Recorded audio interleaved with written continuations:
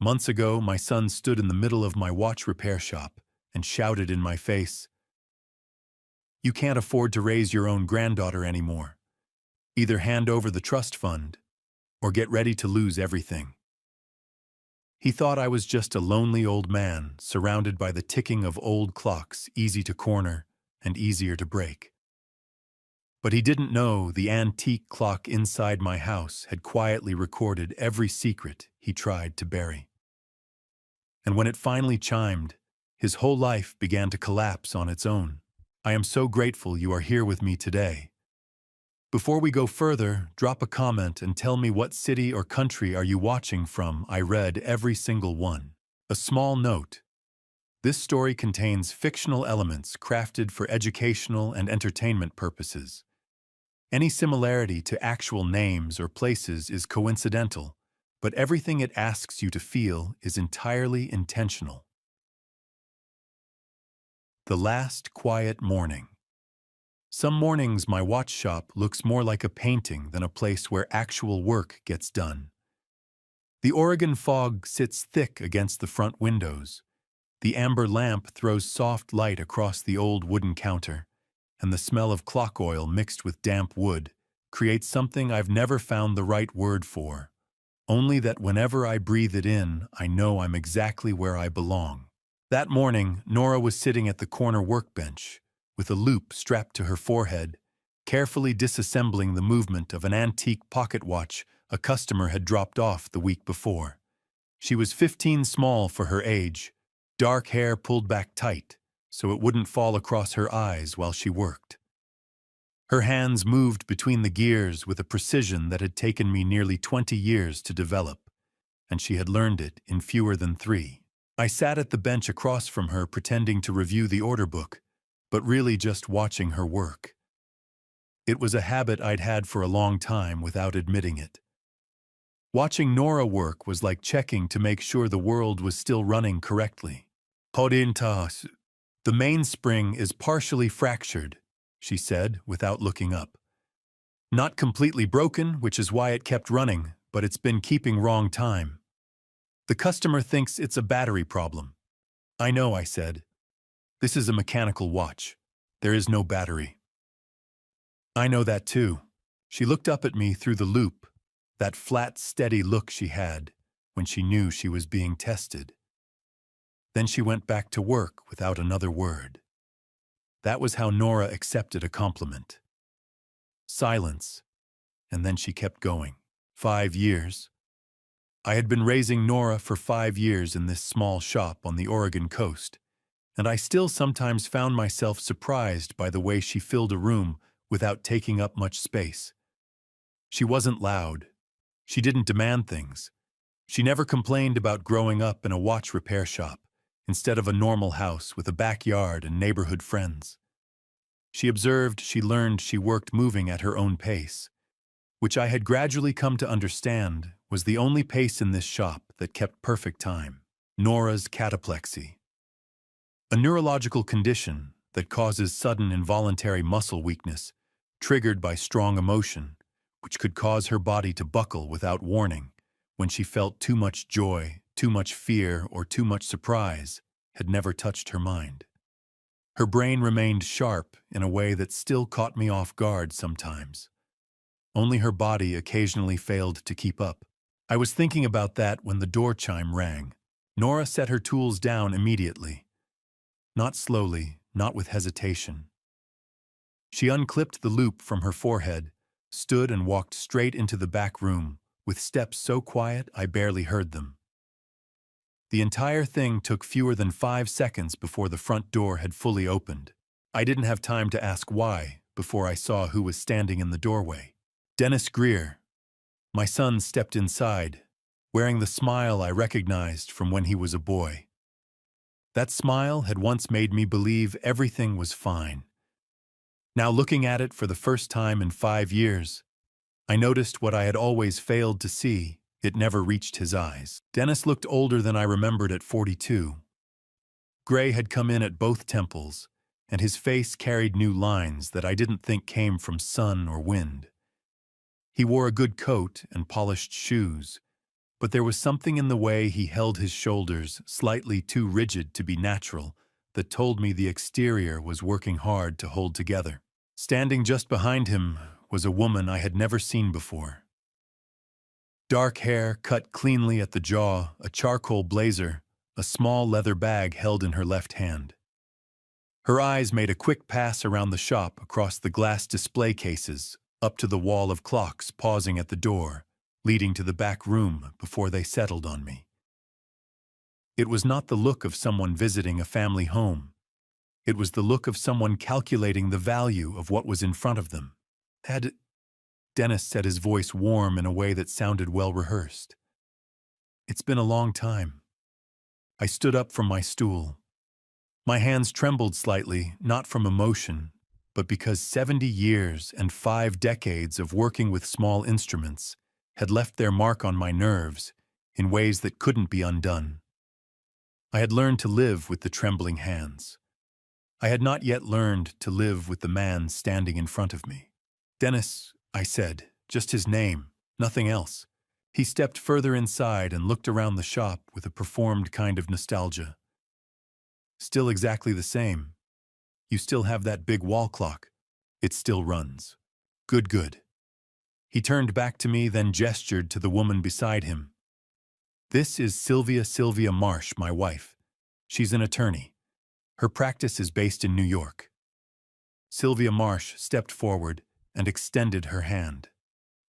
The handshake was firm enough to be professional, brief enough to be controlled, the handshake of someone who managed every small gesture deliberately. Hello, Mr. Greer. Dennis has told me a great deal about you. He hasn't told me anything about you, I said honestly. Something moved behind her eyes, not embarrassment, closer to calculation. Then she smiled. We kept things quiet. Dennis wanted to keep it private. Dennis looked around the shop once more, and his gaze stopped at the door to the back room where Nora had just disappeared. Where's Nora, Dad? I heard she's been doing some interesting things. I looked at my son directly. She's studying. Here. A surprised look that wasn't quite natural. I thought she'd be at a regular school. She learns in her own way, I said. She always has. Dennis nodded slowly, the smile still in place. But his eyes moved one more time toward the back room door, and this time I was certain. That was not the look of a father who had missed his daughter for 5 years.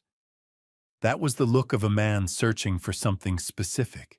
The ticking of dozens of clocks on the walls filled the silence between us. And in that moment, I understood something I did not want to understand. This visit was not about repairing anything. This was reconnaissance. The envelope from New York.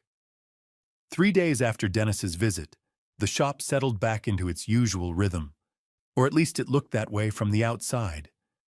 The clocks ticked, the fog came and went, and I opened the display cases each morning the same way I had for 40 years.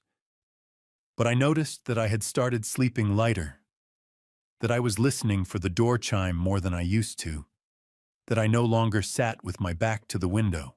Nora was at her Tuesday afternoon tutoring session when the mail carrier knocked. I was alone at the workbench fitting a replacement crown gear into a lady's wristwatch when I heard the knock at the front door. The mail carrier handed me a large envelope without much ceremony, thick cream-colored with a return address from a law firm in Manhattan that took up 3 full lines of print. I set it on the counter and looked at it for a moment before opening it. The language inside was dense and deliberate, the kind of writing designed to exhaust the reader before they reached the part that actually mattered. I read it slowly, moving my finger under each line, the way my father had taught me to read anything important. It took me 2 full passes to be certain I understood correctly. Dennis was filing a petition with the Oregon Family Court to be appointed Nora's financial guardian. The stated grounds were that Nora, as a minor under 18 with a diagnosed neurological condition, lacked the legal capacity to manage assets of significant value. The assets in question were listed precisely $5 million derived from the sale of a medical device patent 8 months prior. I put the papers down on the counter and stood very still. $5 million. The number wasn't what stopped me. I already knew what Nora's patent had sold for. What stopped me was the phrase the attorneys had chosen neurological condition, rendering the minor unable to exercise sound financial judgment. They were using her cataplexy, a condition that affected her muscles, not her mind. A condition that had nothing to do with how she thought or reasoned or made decisions. They had taken the one thing about Nora that was genuinely fragile and built a legal argument on top of it. I was still standing at the counter when I heard the back door open. Nora came in from the side entrance she always used when returning from tutoring, dropping her bag on the chair by the door out of habit. She was halfway to the kitchen before she saw my face. She stopped walking. She looked at the envelope on the counter, then at me, then back at the envelope. "They sent it already," she said. It wasn't a question. You knew this was coming. She crossed the room, pulled out the stool across from me and sat down.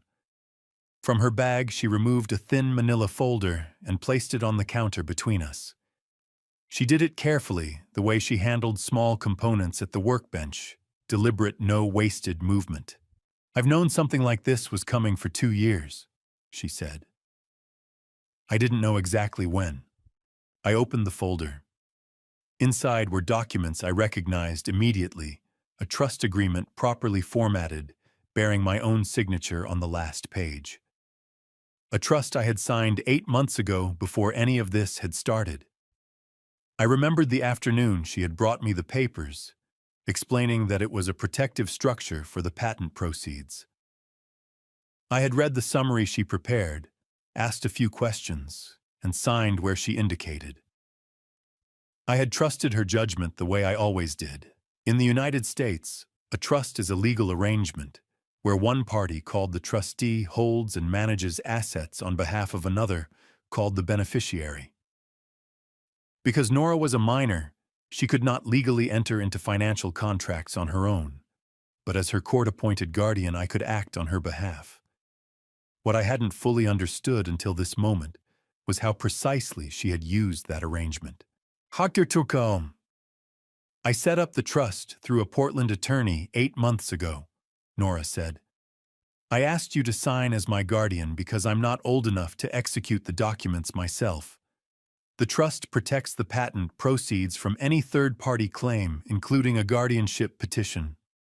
If a court appoints a financial guardian for me, they manage my personal finances, but they cannot touch assets that are already held inside a properly structured trust." I looked at my signature on the last page. "You planned this before Dennis even contacted us. I found his bankruptcy filings on Pacer when I was 13. She said it the way she described mechanical problems, factual, no particular emotion, attached to the words themselves. Pacer is the federal court's public access system. Anyone in the United States can search it. He had been through 2 Chapter 7 liquidations in 4 years. I started monitoring his financial activity after that. When the patent sold, I knew it was only a matter of time. You were 13 years old. I was worried about you," she said simply. "You wouldn't have fought this on your own. You would have tried to find a way to keep the peace." I didn't answer because she was right. I looked at her hands resting flat on the counter. Small hands, steady, the same hands that had taken apart a broken pocket watch that morning, with more skill than most trained watchmakers I had known. The same hands that had apparently been building a legal defense for 2 years without telling me. I thought about Claire then. Nora's mother. The woman who had brought this child to my door on a rainy night 5 years ago, with a look in her eyes that I had chosen for 5 years not to examine too closely. A week after she left Nora with me, she was dead, a car accident on a wet road outside Portland. No witnesses, case closed. I had accepted that. I had told myself it was the only thing I could do.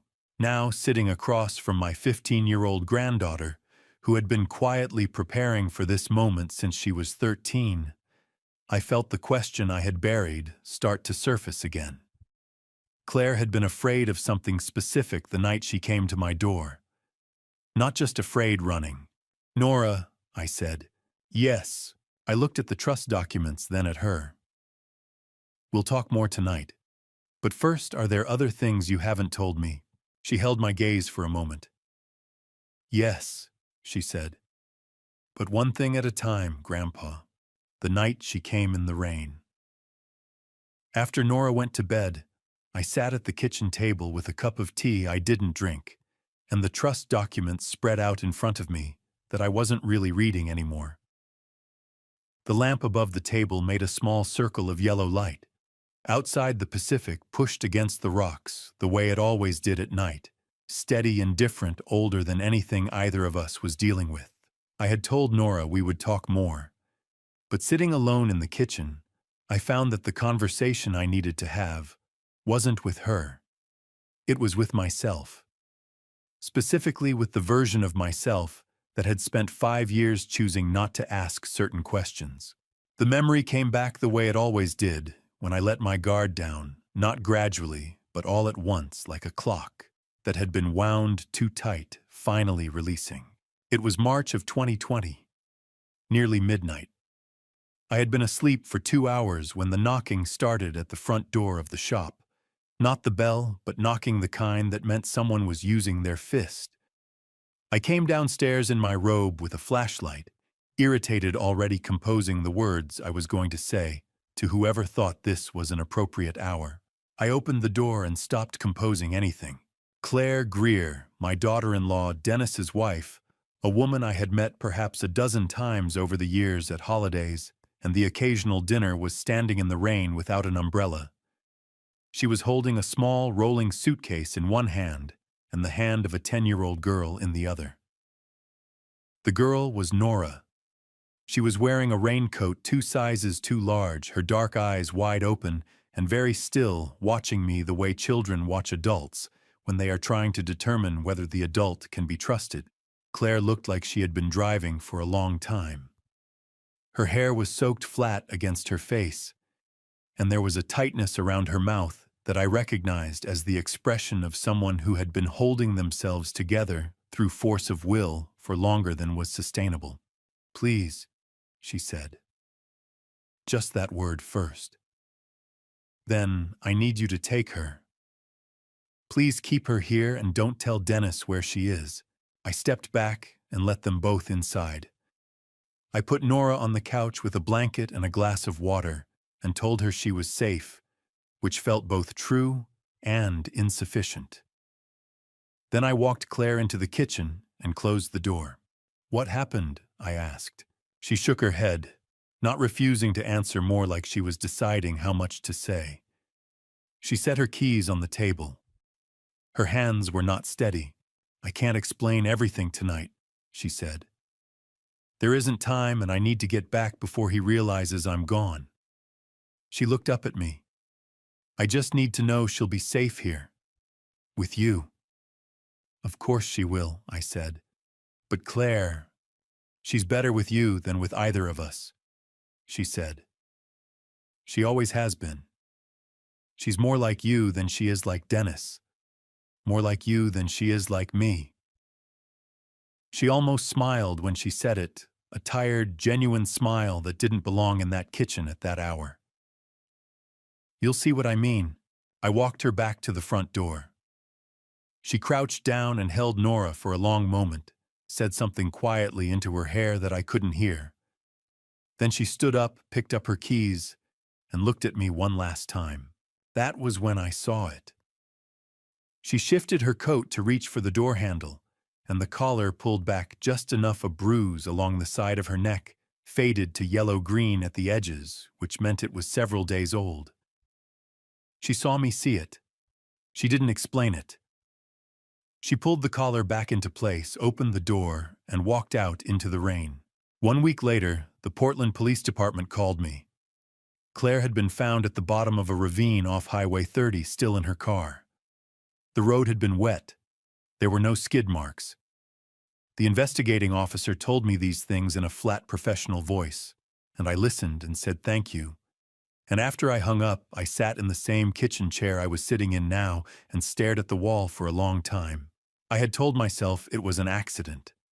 I had told myself this consistently with discipline for 5 years. I told myself the bruise could have been from anything. I told myself that Claire's fear that night was the fear of a difficult marriage, not the fear of something worse. I told myself that people die in car accidents on wet roads, and that sometimes there are no skid marks because there is no time to break, and that the absence of an explanation is not the same as the presence of something sinister. I had been very thorough about telling myself these things. Now, sitting in the same chair with the trust documents on the table and Nora asleep in the next room. Nora, who had been quietly preparing legal defenses since she was 13, who moved through the world like someone who understood from a very early age that danger was real.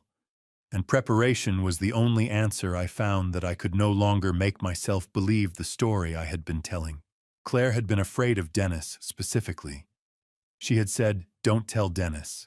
Not "don't tell anyone." Dennis. She had brought Nora to me because she believed I was the safest option available. And 1 week later, she was dead on a road with no witnesses and no skid marks. I sat with that for a long time in the yellow lamplight, while the ocean pushed against the rocks outside. I had spent 5 years not asking the question.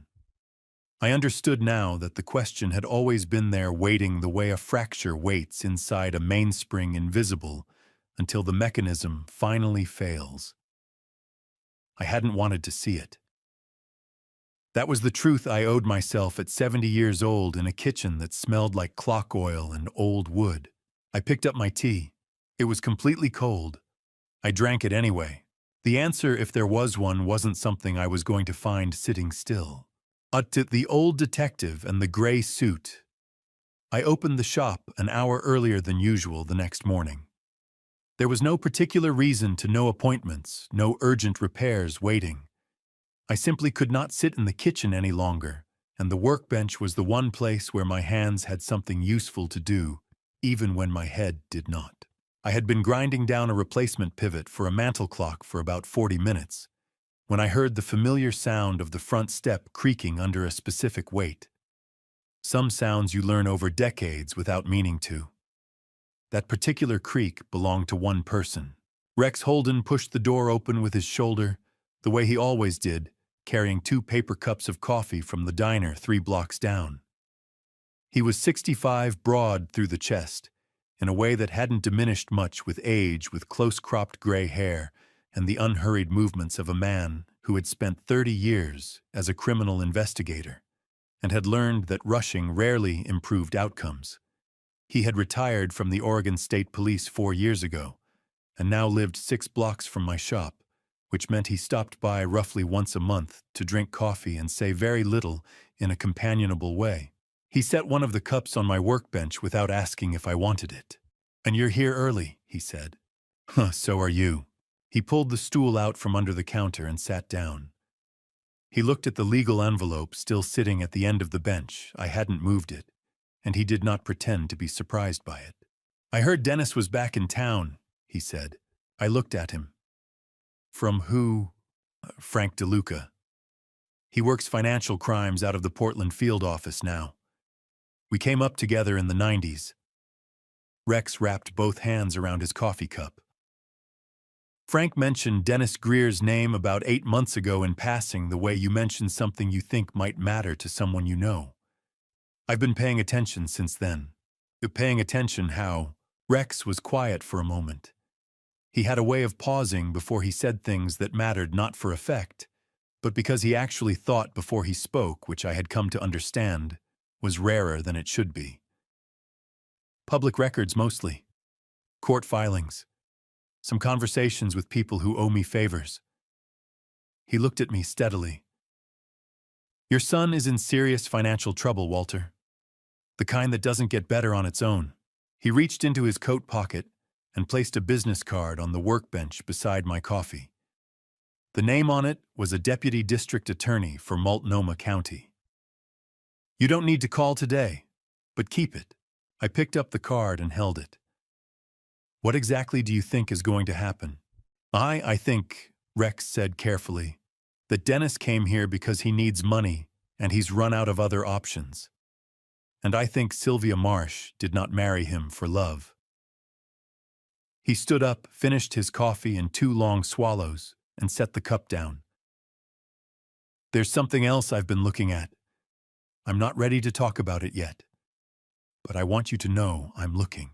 He left without explaining further. That was also something I had come to expect from Rex. He told you exactly as much as he had confirmed, and not one word more. I thought about what he said for the rest of the morning. 2 days later, Sylvia Marsh came to the shop alone. There was no phone call ahead of time, no appointment. She simply appeared at the door at 2 in the afternoon on a Thursday, while Nora was at her tutoring session, and I was alone behind the counter. She was dressed the same way she had been the first time, controlled, precise, nothing out of place. She came in and looked around the shop once with the same appraising eyes, then settled them on me with what I recognized as a professionally calibrated expression of concern. "Mr. Greer," she said, "I hope I'm not interrupting. I wanted to speak with you privately, if that's all right." I gestured to the chair across the counter. She sat, crossed her ankles, and placed a manila folder on the glass between us. "I want to be direct with you," she said. "Dennis and I are both worried about Nora. Not about who she is or what she's capable of. She's clearly a remarkable young woman. But the practical reality is that a 15-year-old with a neurological condition managing assets of this size without professional guidance, that's a situation that could go wrong in ways that would be very difficult to correct later." She opened the folder and turned it to face me. "This is a medical and financial support application.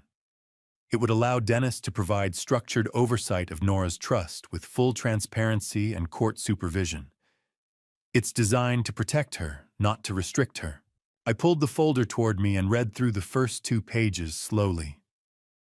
My father had taught me to always read the part they don't summarize for you. By the 3rd page, I understood what I was actually looking at. In American law, a power of attorney is a legal document that grants one person the authority to act on behalf of another in financial or legal matters. What Sylvia had presented as a support application was in its operative clauses a broad financial power of attorney that would give Dennis effective control over the management of Nora's trust, with language vague enough to be interpreted very widely by any attorney willing to argue it. It was not a support document. It was a transfer of control dressed in the language of care. I looked up from the papers. "I'll need some time to read through this properly," I said. "My eyes aren't what they used to be." Sylvia smiled the same smile she had used on my front step 3 days ago. Practiced, patient, not quite warm. "Of course. Take all the time you need." She left the folder on the counter when she stood to go. At the door, she paused. "I do hope we can resolve this without it becoming adversarial, Mr. Greer. That wouldn't be good for anyone, especially not for Nora." I watched her walk back to her car through the front window. Then I stood very still at the counter for a moment, looking at the folder she had left behind. The back door opened. Nora came in from her tutoring session, dropped her bag, and stopped when she saw my face. "She was here," Nora said. "Just left." Nora looked at the folder on the counter. Then she looked at me with an expression I was starting to recognize, not worry, but alertness. The look of someone whose calculations had just been confirmed. "She sent me something too," she said, pulling out her phone. "A new phone, gift delivery. It arrived at the tutoring center an hour ago." Jacques Dutriel, "What the enemy sends you." The phone was still in its box on the kitchen table when I came in from locking up the shop. Nora was sitting in front of her laptop with a cable running from the USB port to the box itself. She had connected the device without powering it, on which was not how most 15-year-olds received a gift. "You haven't opened it," I said. "Did I open the box?" she said. "I haven't turned it on." She was watching a window on her laptop screen that showed a scrolling column of data I didn't recognize. "Give me about 10 more minutes." I put the kettle on and sat down across from her. Through the window above the sink, I could hear the ocean but not see it, just darkness and the sound of water moving against rock. I watched her work and tried to follow what she was doing. Nora explained it to me later, after she had finished, in the patient and precise way she always explained technical things, starting from what I already understood and building outward from there. When a phone is manufactured, it runs on software called firmware, which controls the basic operations of the device before any apps are installed. It is possible, she told me, to embed a monitoring application inside that firmware layer deeper than the visible software, in a place most users would never look and most standard security scans would not catch. The application she had found was designed to periodically transmit the device's location and screen content to an external server. To anyone who didn't know to look for it, the phone would appear completely normal. She had found it by connecting the unpowered device to her laptop and analyzing what data packets it attempted to send the moment it received power through the cable. It had tried to make 3 outbound connections before she cut the signal. "So she wanted to track you," I said. She wanted to know where I was, what I was looking at, and possibly what I was typing." Nora closed the laptop halfway, which is useful information to have if you're building a legal case and you want to know whether the other side is preparing anything. "What are you going to do with it?" Nora looked at the phone for a moment. Then she looked at me, and something in her expression shifted, not quite a smile, but close to one. I had seen that expression perhaps 4 or 5 times in 5 years. It meant she had already decided. "I'm going to use it," she said. "Turned on, connected, behaving exactly like a normal phone. I'll send messages that I want her to see. I'll let her think she knows what I know." She picked up the box and set it aside. The most useful thing an opponent can give you is the belief that they're in control of the information. I thought about that for a while. Then I said, "Where did you learn to think like that?" She considered the question seriously, the way she considered most questions. "I learned it from watching you work," she said finally. "You always said the most important part of repairing a watch isn't fixing what's broken. It's understanding why it broke and what it was trying to do when it failed." That sent me somewhere else back 3 years, to a night I hadn't thought about in a while, but which, sitting in that kitchen, felt suddenly close. Nora had been 12. It was late past 10, which was past her usual hour, but she had been quiet enough in the workroom that I hadn't noticed until I came to lock up and found her still at the small desk in the corner, with the lamp pulled low over a piece of drafting paper. She was drawing something, not a picture, a diagram. Rows of small interlocking shapes connected by lines annotated in handwriting too small for me to read from the doorway. I came closer. It was a circuit diagram of some kind, but embedded within it were what appeared to be mechanical components. Tiny springs and levers rendered with the same precision she used when she drew gear assemblies for practice. "What is this?" I asked. "Oh, a sensor," she said. "For detecting irregular heartbeats. If the mechanical element is small enough, it can be integrated directly into a wearable device, something a person would actually wear, not carry." She pointed to a cluster of small shapes at the center of the diagram. "This part is the problem. I can design the sensing mechanism, but I don't know how to make it small enough to be practical. The components I need don't exist in the sizes I need them." I pulled up a stool and looked at the diagram more carefully. She was right that the components didn't exist off the shelf. But the problem she was describing, miniaturizing a mechanical movement to function reliably at very small tolerances, was something I had spent a significant portion of my working life thinking about. "How small?" I asked. 2 millimeters, maybe less." I was quiet for a moment. Then I went to the cabinet where I kept my reference materials and pulled out a folder of technical drawings from a restoration project I had done years earlier, a complicated minute repeater, the kind of watch that chimes the time on demand, which requires extraordinarily delicate internal mechanisms. I spread the drawings on the desk next to her diagram. This is how they solved a similar problem in 1961, I said. The principle still works. The materials are better now. She looked at the drawings for a long time without speaking. Then she picked up her pencil and began to revise her diagram, incorporating elements from the technical drawings with modifications I wouldn't have thought of. We worked together at that desk until nearly midnight. That was the beginning of what eventually became the medical microchip patent that sold for $5 million 2 years later. I had taught her how to think about miniaturization. She had done everything else.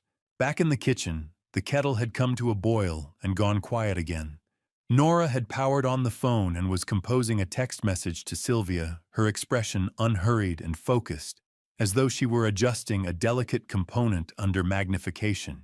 I got up to remake the tea and read the message over her shoulder before she sent it. "Hi Sylvia, thank you so much for the phone. It's really nice.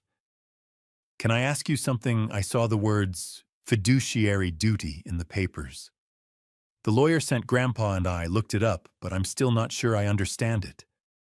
Could you explain what it means?" I set the teacups down. Nora sent the message and placed the phone face up on the table between us, and we both looked at it for a moment in the quiet of the kitchen. "She'll answer," Nora said. "How do you know?" "Because she thinks I don't understand what I'm asking." 20 minutes and not one question about her. 2 days after Sylvia's visit, Dennis called on video. I was in the back room when the phone rang his name on the screen, a number I didn't recognize, which meant he had a new phone since the last time we'd spoken. I sat down at the small desk and answered. He looked better on screen than he had in the shop. He had shaved, and the lighting wherever he was calling from a hotel room, from the look of the wall behind him, was more forgiving than the gray November light of the Oregon coast. He smiled when my face appeared. "Dad, good you picked up. I wasn't sure you would." "I almost didn't," I said honestly. He laughed as though that were a joke. "I just wanted to check in, make sure things were okay after the other day. I know it was a surprise showing up like that." "It was," I said. He talked for a while. He asked about the shop, whether business was still steady, whether I'd had any interesting repair jobs come in lately. He mentioned that he and Sylvia were staying up the coast for a few days, thinking it was good to be near family. He said the word family 3 times in the first 4 minutes. I counted. Then gradually the conversation shifted. He asked whether Nora's trust had been properly registered with the Oregon court. He asked who the trustee of record was, and whether I had my own legal representation. He asked whether the patent proceeds had been fully transferred into the trust, or whether some portion was still held in a personal account. He asked whether I had received paperwork from anyone in addition to his attorneys. I answered each question with as little information as possible, the way I had learned to answer questions I didn't want to answer, not with lies, but with the careful use of the truth. "Yes, I have an attorney. Yes, the paperwork is in order. I'll need to check on that. I'm not sure of the exact figures." 20 minutes into the call, I realized he had not asked a single question about Nora herself. Not about her health. Not about how she was managing her condition. Not about school or friends or what she was interested in or whether she was happy. Not one question that a father asks about a daughter he hasn't seen in 5 years. Every question had been about the money. "I should let you get back to your evening," he said, eventually settling back into the warm register he'd started with. I want you to know that Sylvia and I are coming from a place of genuine concern. Nora is family. We want what's best for her." "I know you said that," I said.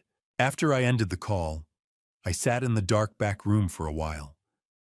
The shop was closed, and the only light came from the small desk lamp and the glow of clocks on the walls. I thought about the conversation and tried to find something in it that I could hold on to, some thread of the sun I had raised, some genuine flicker beneath the performance. I was still looking when Nora appeared in the doorway. "How did it go?" she asked. "He didn't ask about you once," I said. "Not once in 20 minutes. She leaned against the doorframe. She didn't look surprised. "What did he ask about him?" "The trust, the accounts, my attorney, the patent proceeds." She nodded slowly. Then she said, "Rex called while you were on with him. He wants you to come by tomorrow morning." I looked at her.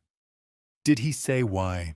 "He said he found some things about Dad's finances that you need to hear before the first court date."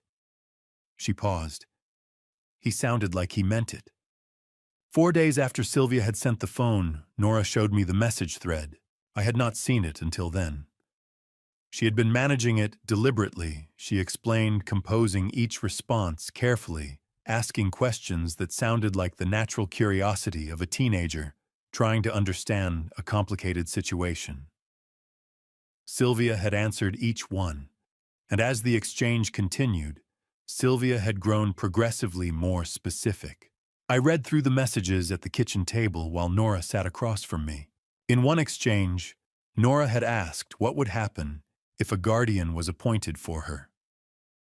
Sylvia had written back, "The court doesn't need to prove you're incapable of making decisions. They just need to establish that you're a minor with a documented neurological condition managing a significant asset." At that point, appointing a financial guardian is almost routine. The guardian would then have legal authority to make financial decisions on your behalf. In a follow-up message, Nora had asked whether the guardian would control everything. Sylvia had replied, "Once a financial guardian is appointed, all assets under the minor's name, including trust assets in many circumstances, fall under the guardian's management authority. It's really just a protective measure." I set the phone down on the table. In Oregon, as in most American states, a person under 18 cannot enter into binding financial contracts without a guardian's consent. However, a properly structured irrevocable trust, one that has already been executed with a court-recognized guardian acting on the minor's behalf, sits in a different legal category. What Sylvia's messages described was accurate for standard guardianship situations, but she had either overlooked or was unaware that Nora's trust had been specifically drafted to address this scenario. She had revealed her entire legal strategy to the person she was trying to outmaneuver because she had not considered that the person on the other end of those messages might understand exactly what she was saying. "She told you everything," I said. "She told me what she thinks will happen," Nora said, "which means we know exactly what we have to counter." She took the phone back and scrolled to the top of the thread. "I've already forwarded the full conversation to Rex, with the metadata showing it came from the phone she sent me, and the IP logs showing her account on the other end." I looked at my granddaughter across the kitchen table. Outside, the ocean was doing what it always did. Inside, the clocks ticked the way they always did. And Nora sat with the phone in her hands, entirely calm, the way she sat when a repair was going exactly as she had planned it. Rex called that evening. His voice was the careful, deliberate voice I had come to associate with things he had confirmed and not merely suspected. "Walter," he said, "come by in the morning.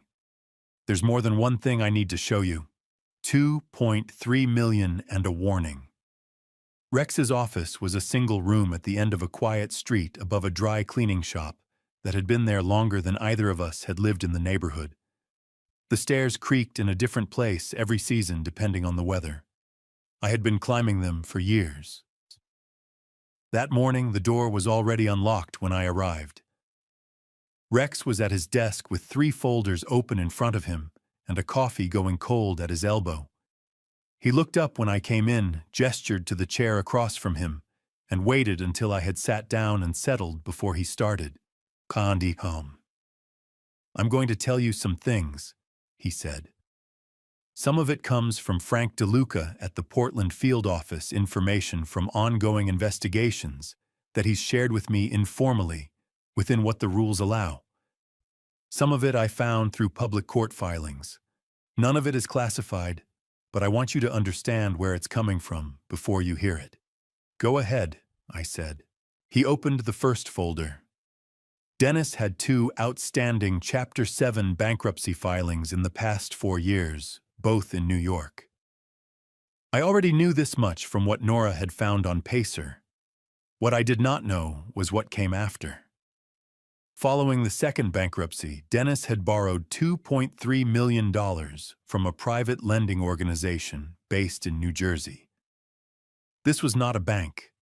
It was not a registered financial institution. It operated in the space between legal private lending and organized debt collection, and it charged interest accordingly. The repayment deadline on the principal was December 31st of this year, 6 weeks away. If he doesn't pay by the end of the year, Rex said, the consequences won't be handled in a courtroom. I understood what he meant without needing it explained further. He opened the second folder.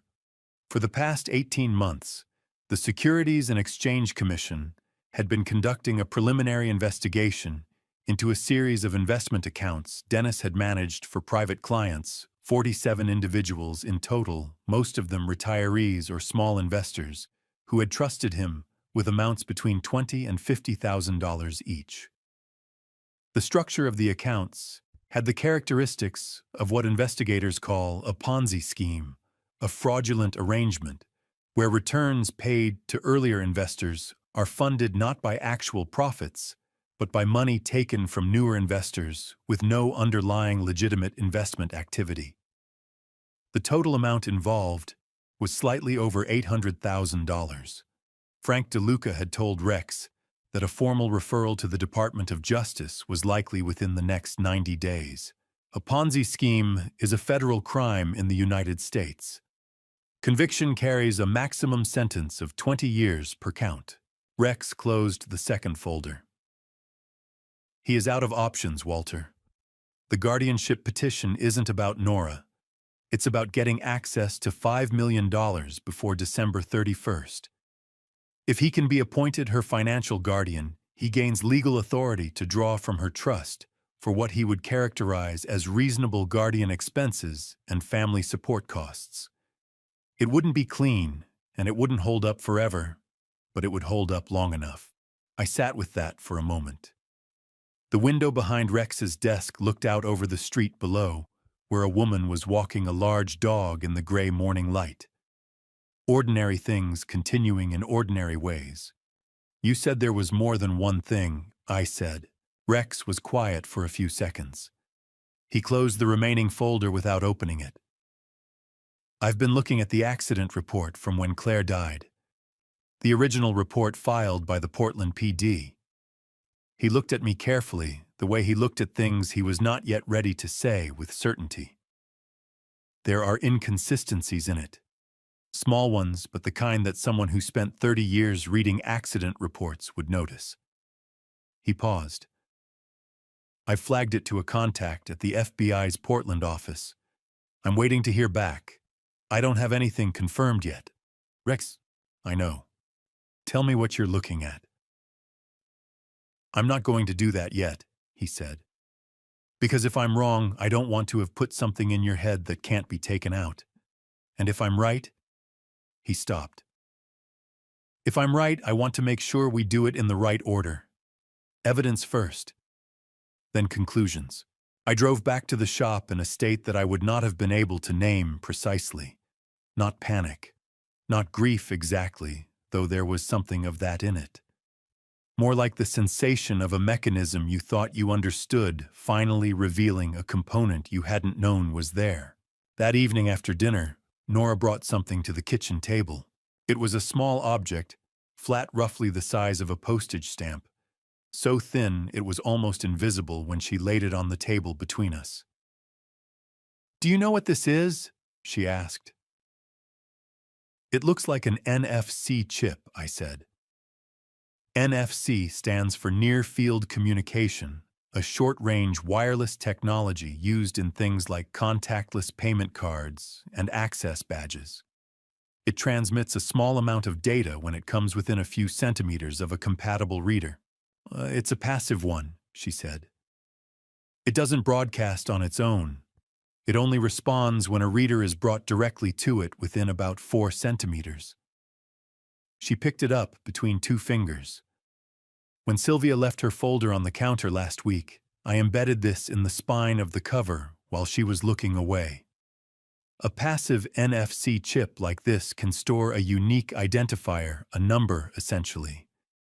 If anyone with a forensic scanner checks the physical folder, the chip confirms that this specific folder is the original document Sylvia brought in, not a substituted or altered copy. Why does that matter? Because I also photographed the reflection of Sylvia's laptop screen in the curved glass of the display case when she was reviewing the documents at the counter. The angle was narrow, but sufficient. From the reflection, I was able to extract the file metadata, the internal data that records when a digital document was created and when it was last modified. She set the chip down on the table. The document Sylvia presented to you as a medical support application was created 3 days after the date printed on the first page. The modification timestamps show additional edits made after the document was printed. That's called backdating, creating a document with a false date to make it appear it was prepared earlier than it actually was. Is that illegal? Well, in the context of a legal proceeding, yes. It's document fraud. She looked at me steadily. The chip doesn't prove the backdating on its own. But when our attorney has a forensic document examiner verify the metadata, which is standard practice in fraud cases, the chip will confirm that the folder being examined is the same one Sylvia brought here. It closes the chain of evidence. I looked at the small chip on the table between us. It was almost nothing. A postage stamp. A number stored in a device the size of a fingernail. You placed this while she was standing at the counter, I said. She was looking at you, Nora said. People look at the person they're trying to convince. The last gear. 2 nights after my visit to Rex, I couldn't sleep. It wasn't unusual. I had been sleeping in shorter intervals since Dennis's visit, waking at 2 or 3 in the morning, with the particular alertness of someone whose mind had continued working while their body rested. Most nights I lay still and waited for it to pass. That night I got up, pulled on my work clothes, and went downstairs to the shop. The workroom at the back of the shop was the one place I had always been able to think clearly. Something about the smell of it, the specific quality of the silence, the way the work itself required a level of attention that crowded out everything else. I turned on the small lamp over the main bench and stood for a moment looking at the room. Then I looked at the large wall clock in the front of the shop. It was a Vienna regulator, a tall, pendulum-driven clock in a narrow wooden case that had hung on the wall behind the main counter for as long as I had owned the building. Customers noticed it. It was the kind of clock that drew the eye, which meant it was the kind of clock that anyone standing in the front room would naturally face at some point during a conversation. It had a clear view of the counter, the sitting area, and both doors.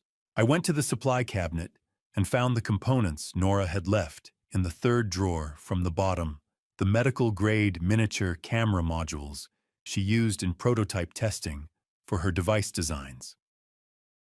They were roughly the size of a shirt button, capable of recording video and audio wirelessly to a paired tablet with a battery life of 72 hours. The lens was small enough to be nearly invisible at normal viewing distances. I carried the clock to the workbench and laid it carefully on its back. What I did next was not complicated, technically speaking. After 50 years of working inside clock mechanisms, I knew the interior of a Vienna regulator the way most people know their own handwriting. The mounting bracket for the pendulum suspension spring had a small cavity behind it, a space that existed purely for structural reasons and served no mechanical function. The camera module fit inside it with 2 millimeters to spare.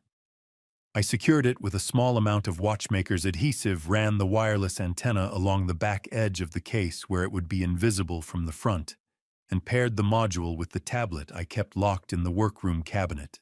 The work took 40 minutes. My hands trembled the way they always did, but they did not miss.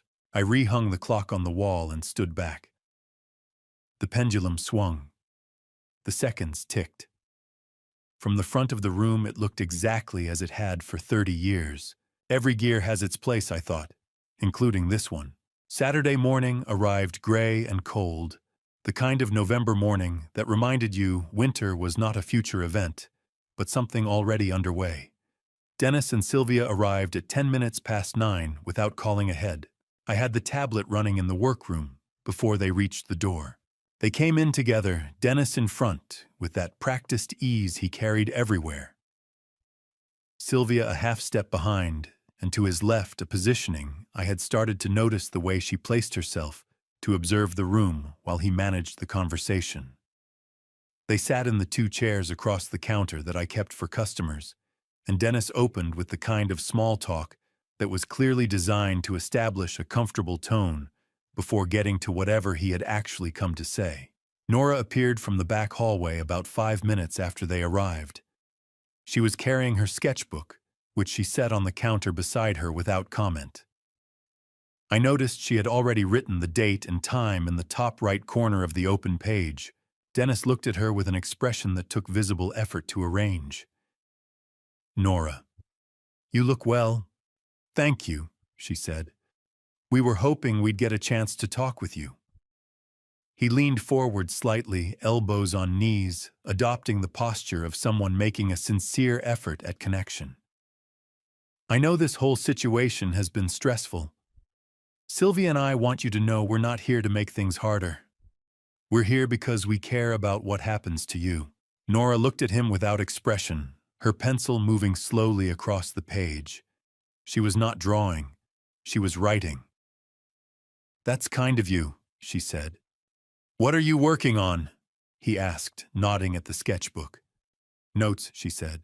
Sylvia placed a manila envelope on the counter. "We've prepared a revised proposal," she said, her voice carrying the smooth reasonableness of someone accustomed to negotiating. A shared management structure, Dennis would have a formal advisory role in the oversight of the trust, with full court supervision and complete transparency. "We think it addresses the concerns the court will want to see resolved, and it keeps everything within the family." I looked at the envelope but didn't touch it. Dennis tried once more with Nora. He asked what she liked most about living on the coast. He asked whether she found the work in the shop interesting. He asked whether she had things she wanted to do after she finished school. The questions were the right questions. They were just 5 years too late, and they landed with the hollow sound of things rehearsed rather than felt. Nora answered each one in a sentence or less, and wrote something after each answer. "What do you like best?" he asked finally. "From when you were little, I mean. Is there anything you remember that you enjoyed?" Nora stopped writing and looked at him directly. It was the first time she had held eye contact with him for more than a moment. "I liked it when adults told the truth," she said. The room was quiet for a beat. "I am telling the truth," Dennis said. "Okay," Nora said, and went back to her notes. Sylvia set a second document on top of the envelope. "This is our final offer before the first hearing. Sign before tomorrow evening, and we resolve everything privately, without the court having to make determinations that could be difficult for everyone involved." She looked at me with the expression of someone offering a reasonable compromise. It would be much simpler this way. Nora looked at the envelope and the document. She did not reach for either. "Could you leave those here?" she said. "Grandpa and I need to read through them carefully." After they left, I went directly to the workroom and opened the tablet. 51 minutes of recording audio, clear throughout, both faces visible for the majority of the session. I sent the file to Rex before I made coffee. Then I carried the envelope to the back room, where Nora was already waiting with the scanner on the table in front of her. "It's same as last time," I asked. "Scan everything before we touch it," she said. Then we read. "Before I show you what was hidden inside those documents, comment the number 9 right now, so I know you are still with me. Because what comes next changes everything you thought you understood about this family." A note, before we continue the story ahead, contains some fictional elements woven in for the purpose of storytelling and reflection. If that is not something you wish to hear, this is a comfortable place to stop. No hard feelings. What the documents hide. The scanner results came back in under 3 minutes. Nora had built a simple analysis workflow on her laptop, the kind of thing she put together the way I assembled a mainspring methodically and without unnecessary steps. The software read the embedded metadata from the digital files and returned a report in plain columns. File name, creation date, last modified date, author, field editing, software version, and a pixel-level integrity analysis of the printed pages. She turned the laptop so I could read the screen. The document Sylvia had presented that afternoon as a final settlement proposal had a creation date of 5 days before the date printed on its cover page. The modification log showed 3 separate edits made after the document had been printed identifiable, because the software left microscopic compression artifacts in the page image at the points where text had been added or changed after the fact. 2 of the altered clauses were in the section defining the scope of Dennis's proposed advisory authority. In the original version, that authority had been narrowly defined. In the altered version, it was broad enough to encompass virtually any financial decision made on Nora's behalf. "That's the second document," I said. "Same pattern as the first," Nora said. "Created earlier than dated, modified after printing." She printed the analysis report and added it to the folder she had started for the first document. 2 separate incidents of the same method. "I'll give this to Mr. Bale when we meet with him. He'll have a forensic document examiner confirm it independently. That's the standard process for submitting this kind of evidence in a fraud proceeding." I looked at the 2 folders side by side on the table. Sylvia Marsh had brought fraudulent documents into my shop twice on 2 separate occasions, apparently operating on the assumption that no one in a small watchmaker's house on the Oregon coast would know how to look at what she was handing them. "Does she know you found this?" I asked. "No," Nora said. "And I'd like to keep it that way until the hearing." I went to bed that night with the folder locked in the workroom cabinet and the tablet charged and running. I lay awake for a while listening to the ocean, which had no opinion about any of it, and eventually slept. The next morning, Rex called before 8. His office was colder than usual when I arrived.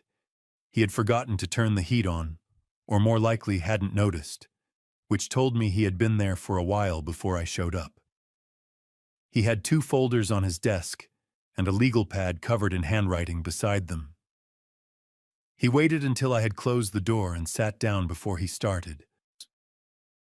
"I want to be precise about what I'm going to tell you," he said, "because the line between what I know and what I suspect matters a great deal here, and I'm not going to blur it." "All right," I said. When I flagged the inconsistencies in Claire's accident report to my contact at the FBI's Portland office, they ran a standard cross-reference against her medical records. He opened the first folder. Under normal circumstances, medical records are protected under federal privacy law, specifically the Health Insurance Portability and Accountability Act, which means no one can access them without the patient's consent or a valid legal order. Because Claire is deceased, and the matter involves a potential criminal investigation, the FBI obtained a warrant from a federal magistrate judge. That warrant authorized them to retrieve her full medical file from the hospital in Portland. He turned the folder to face me. There were 2 sets of documents, a standard medical summary, I recognized as the kind of record that gets shared with family in routine circumstances, and a second set that was considerably more detailed. The second set was requested by a physician whose name does not appear anywhere in Claire's primary treatment record. Someone ordered additional blood work outside the normal care protocol, and that blood work was filed separately in the hospital's archive rather than in her main chart. I looked at the name on the secondary request form. I didn't recognize it. The results of that blood work, Rex said carefully, show concentrations of a central nervous system depressant at levels inconsistent with any prescribed therapeutic dose. The FBI's toxicologist is currently reviewing the sample against the timeline of the accident. He closed the folder. I want to be clear, this is preliminary. The toxicologist has not issued a final determination, but the preliminary assessment is that the concentration found is consistent with a dose administered within 48 hours of the accident, a dose sufficient to cause significant cognitive and physical impairment. The room was very quiet. Through the window, I could see the street below a delivery truck idling at the corner, a woman walking past with a coffee cup. The ordinary morning continuing. Rex, I said. I know. If this is what it looks like, why, then it wasn't an accident, he said. He said it quietly and without drama, the way he said things he had already spent a long time thinking about. And if it wasn't an accident, then Dennis didn't just abandon his daughter. He created the circumstances that left her without a mother. He looked at me steadily. I'm sorry, Walter. I know what Claire meant to this family. I thought about the night she had stood at my door in the rain, the bruise under her collar, the way she had looked at me before she left, not asking for help, just asking me to keep Nora safe. As if she already knew she was running out of time to ask anyone for anything. Does Sylvia know? I asked. Rex picked up his coffee cup, found it empty, set it back down. That's the next question I need to answer. My instinct says yes, but instinct isn't evidence, and we need evidence. He leaned back in his chair. I want you to sit on this until the civil hearing. Don't tell Dennis, don't change anything about how you're behaving toward either of them.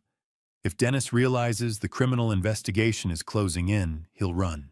I drove back to the shop along the coast road with the radio off and both hands on the wheel. My hands trembled the way they always did. The ocean was flat and gray on my left, running all the way to a horizon I couldn't see. Claire had brought Nora to me because she was afraid. She had been right to be afraid. And I had spent 5 years telling myself a story about wet roads and accidents because the alternative was something I hadn't had the courage to face. I was facing it now. When I walked back into the shop, Nora was at the workbench with a pocket watch open in front of her, working in the careful, unhurried way she always worked. She looked up when I came in, read something in my face, and looked back down at the watch without asking. She already knew something had shifted. She didn't push. That was one of the things about Nora she understood, that some information had to arrive at its own pace. The debt she bought. The morning after my visit to Rex, I came downstairs to find Nora already at the kitchen table with her laptop open and a cup of tea going cold beside her. She had been up for a while. I could tell by the way she was sitting the particular stillness of someone who has finished thinking and is now waiting for the right moment to speak. I poured coffee and sat down across from her without asking what she was looking at. She would tell me when she was ready. She turned the laptop to face me after about a minute. On the screen was an account portal for a small Portland law firm I didn't recognize, Harwick and Associates Estate and Financial Law, established in 2011. There was a transaction summary open on the page dated 4 months earlier. I need to tell you something, Nora said. And I need you to hear all of it before you respond. All right, I said. 4 months ago, I asked you to sign a set of documents from this firm. I told you they were related to renewing the liability coverage on the shop's equipment inventory. She paused. They weren't. I looked at her. I remembered the afternoon, a Tuesday, I thought, because she had come home from tutoring early and found me in the middle of cleaning a carriage clock movement. She had set 3 pages on the bench beside me with the relevant lines marked with small yellow tabs, and I had signed where indicated without reading past the summary she had prepared. I had been doing this for years with Nora's paperwork. It had never occurred to me to question it. What did I sign? I asked. Chikaesum. A purchase agreement, she said. Through this firm acting as your agent in your capacity as my legal guardian, you authorized the acquisition of a debt instrument from a private lending organization in New Jersey. She clicked to the next page of the portal. Dennis's $2.3 million loan. We bought it. I sat with that for a moment. In the United States, debt instruments, including loans made by private lenders, can be bought and sold between parties in what is known as the secondary debt market. When a lender believes a borrower is unlikely to repay, they will often sell the debt to a third party at a discount rather than pursue costly collection efforts. The purchasing party then becomes the new creditor, the entity to whom the debt is legally owed. Funds came from the patent proceeds, the same $5 million Dennis was trying to reach. Nora had directed a portion of it at the time the trust was established into a separate account, specifically for this purpose. She had planned the acquisition before the ink on the licensing agreement was dry. Dennis was coming to court to claim authority over his daughter's finances. His daughter was already his creditor. He owes you $2.3 million, I said. Legally, yes. Nora wrapped her hands around her teacup. If he had succeeded in being appointed my financial guardian, he would have gained access to the trust. But the debt he owes would have remained, and as his creditor, the trust would have had a senior claim against any assets he controlled, including any distributions he tried to take. She looked at me steadily. It was a failsafe. If everything else didn't work, this would have made it functionally impossible for him to extract money without triggering his own debt obligation. I looked at the transaction summary on the screen. $1,380,000 authorized under my signature 4 months ago on a Tuesday afternoon while I was cleaning a carriage clock. Nora, I said. I know, she said quietly. I should have told you. I didn't because I knew you'd worry from the moment you found out, and I needed you to behave normally around Dennis and Sylvia. If you had known, it would have shown. She paused. I'm sorry, Grandpa. I handled it the way I thought was safest for you. I looked at her for a long time.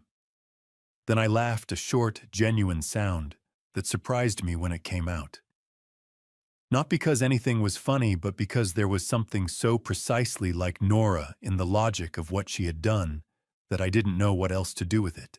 That evening, I checked the camera tablet before dinner. The recording from the previous night showed Dennis and Sylvia entering the shop at 11:47 in the evening. Dennis used a key, an old brass key, that I recognized as the spare I had given him when he was 17, and had a habit of coming home after I locked up. I had not thought about that key in decades. I had not thought to change the locks. They were in the shop for 38 minutes. Dennis went through the filing cabinet beside the counter, while Sylvia photographed documents on the workbench with her phone. She tried the small lockbox I kept on the top shelf. It was empty because I had moved its contents to the workroom safe 2 days earlier, on a feeling I hadn't been able to explain at the time. Before they left, Sylvia stood near the center of the room and spoke in a low voice that the camera's microphone caught clearly. He's hidden things better than I expected, she said. But it doesn't matter at the hearing.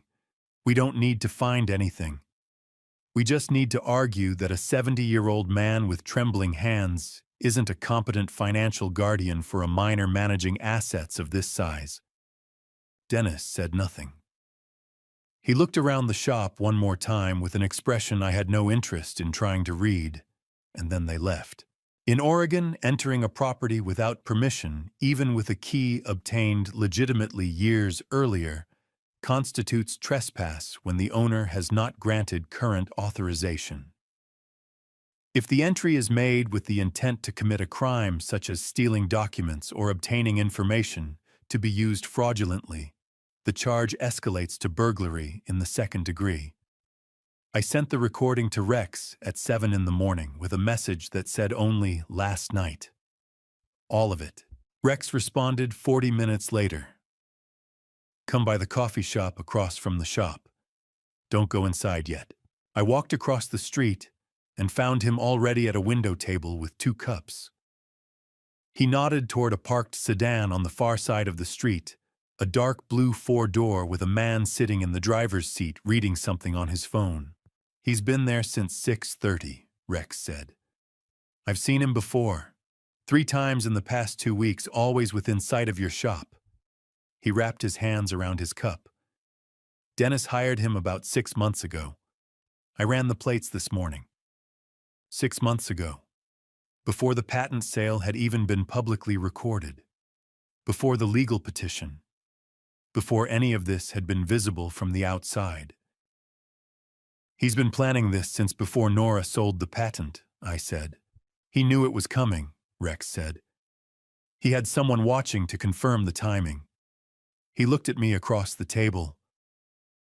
"Walter, this was never an impulsive decision. This was a campaign." I looked at the man in the sedan, who was still reading his phone, and had no idea he had already been identified. Outside, the Oregon coast fog was beginning to thin for the first time in days, burning off slowly in the pale morning light. The quiet week and Mr. Bale, the days between Rex's revelation and the first court hearing, passed in a way I can only describe as industrious silence. The shop opened each morning at the usual hour. Repairs came in and went out. I ate dinner with Nora every evening, and we talked about ordinary things, a mantel clock that needed a new escape wheel, a book she was reading about semiconductor materials, whether the weather would clear before Thanksgiving. We did not talk about Dennis or Sylvia or the hearing. There was nothing useful left to say about any of it. The preparation was done or it wasn't. What I did not tell Nora during that week was what Rex had told me about Claire's medical records. I had thought carefully about the timing.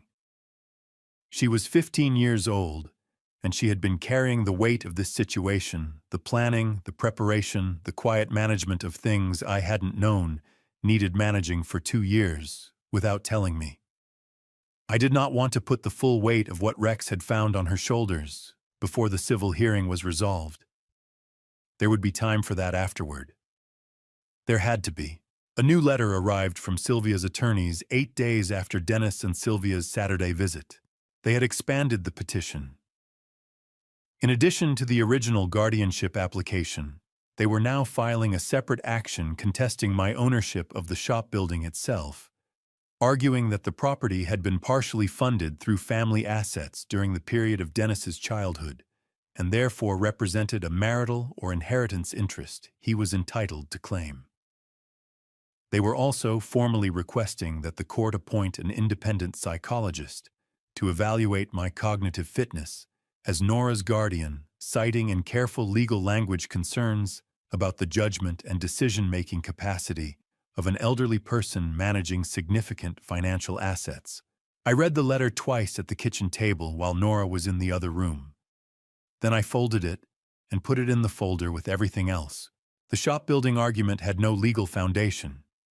In Oregon, property owned solely in one person's name, purchased with that person's documented funds, belongs to that person regardless of family relationships, and Dennis had contributed nothing to this building in any form at any time.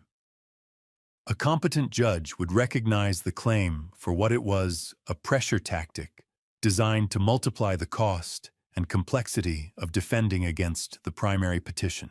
The psychological evaluation request was more deliberately unpleasant because its purpose was not to win a legal argument, but to suggest one to plant in the court's mind the image of a frail old man with shaking hands, who perhaps could not be trusted, with a 15-year-old girl's $5 million. It was in its way the most efficient thing Sylvia had done. It cost her nothing to file, and forced me to spend time and money responding to a premise I found offensive. I called Thomas Bale that afternoon. I had reached out to Bale the week before, using the contact information Rex's deputy district attorney card had led me to. Bale had worked alongside that office on several civil matters and came with Rex's informal endorsement, which was the only endorsement I needed. He was a family law and civil litigation attorney based in Portland, mid-50s, with the kind of unhurried telephone manner that suggested he had heard most things at least once before and was rarely rattled by any of them.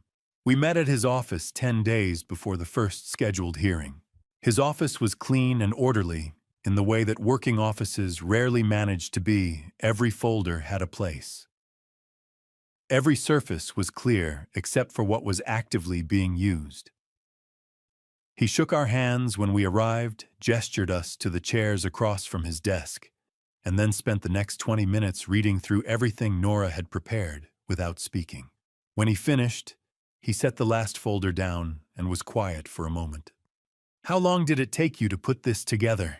he asked Nora. "The documentation itself about 3 weeks," she said. "The preparation behind it about 2 years." Bale looked at her for a moment, with the expression of someone recalibrating something. Then he looked at me, and I could see him doing the same thing. "The metadata analysis," he said. "I'll need to have this confirmed by a forensic document examiner before we can submit it as evidence. That's standard procedure. A court won't accept self-generated analysis from an interested party. But if an independent examiner reaches the same conclusions, it becomes admissible and carries significant weight."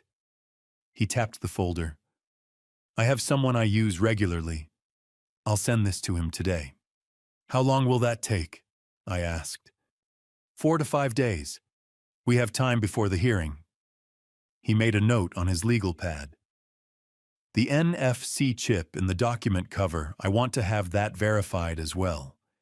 It doesn't prove the backdating on its own, but it closes a potential argument about chain of custody. Defense counsel could argue the documents were substituted or tampered with after Sylvia left them. The chip eliminates that argument." He moved to the expanded petition, the shop building claim, and the psychological evaluation request. He addressed both with the same unhurried efficiency. The building claim, he said, was without legal merit and would be disposed of in a preliminary motion. The evaluation request was more useful to them than it appeared, because it gave us the opportunity to request our own independent psychiatric evaluation by a physician of our choosing, which would produce a documented professional assessment of my fitness as guardian, an assessment that would directly contradict the insinuation Sylvia's filing was designed to create. "I'd like to schedule that evaluation before the hearing," he said. "This week, if possible." "Fine," I said. He looked at Nora again. "Is there anything else I should know before the hearing? Anything in the preparation you haven't walked me through yet?" Nora looked at me. It was a brief look, a question, not a hesitation. I gave her the small nod she was waiting for. She looked back at Bale. "Yes," she said. "But that part Grandpa will present." "Not me." Bale looked at me with the expression of a man who had just been told that the case he thought he understood had at least one more layer. "All right," he said. He wrote something on his legal pad and underlined it. "I'll look forward to hearing it." On the drive home, Nora looked out the passenger window at the coast road running alongside us. The ocean was visible between the trees, gray and flat and very wide. "Are you ready?" she asked. "I've been ready for a while," I said. "I just didn't know it yet." She turned back to the window. I kept driving. In my jacket pocket, the old pocket watch ticked against my chest, the way it always had steady, unhurried marking time, the way it had been built to do. The courthouse smelled the way I imagined it would, antiseptic floors, old wood, and the particular stillness of a room where people came to prove things.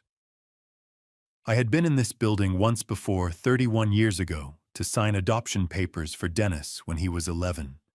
That morning, I had felt nothing but hope.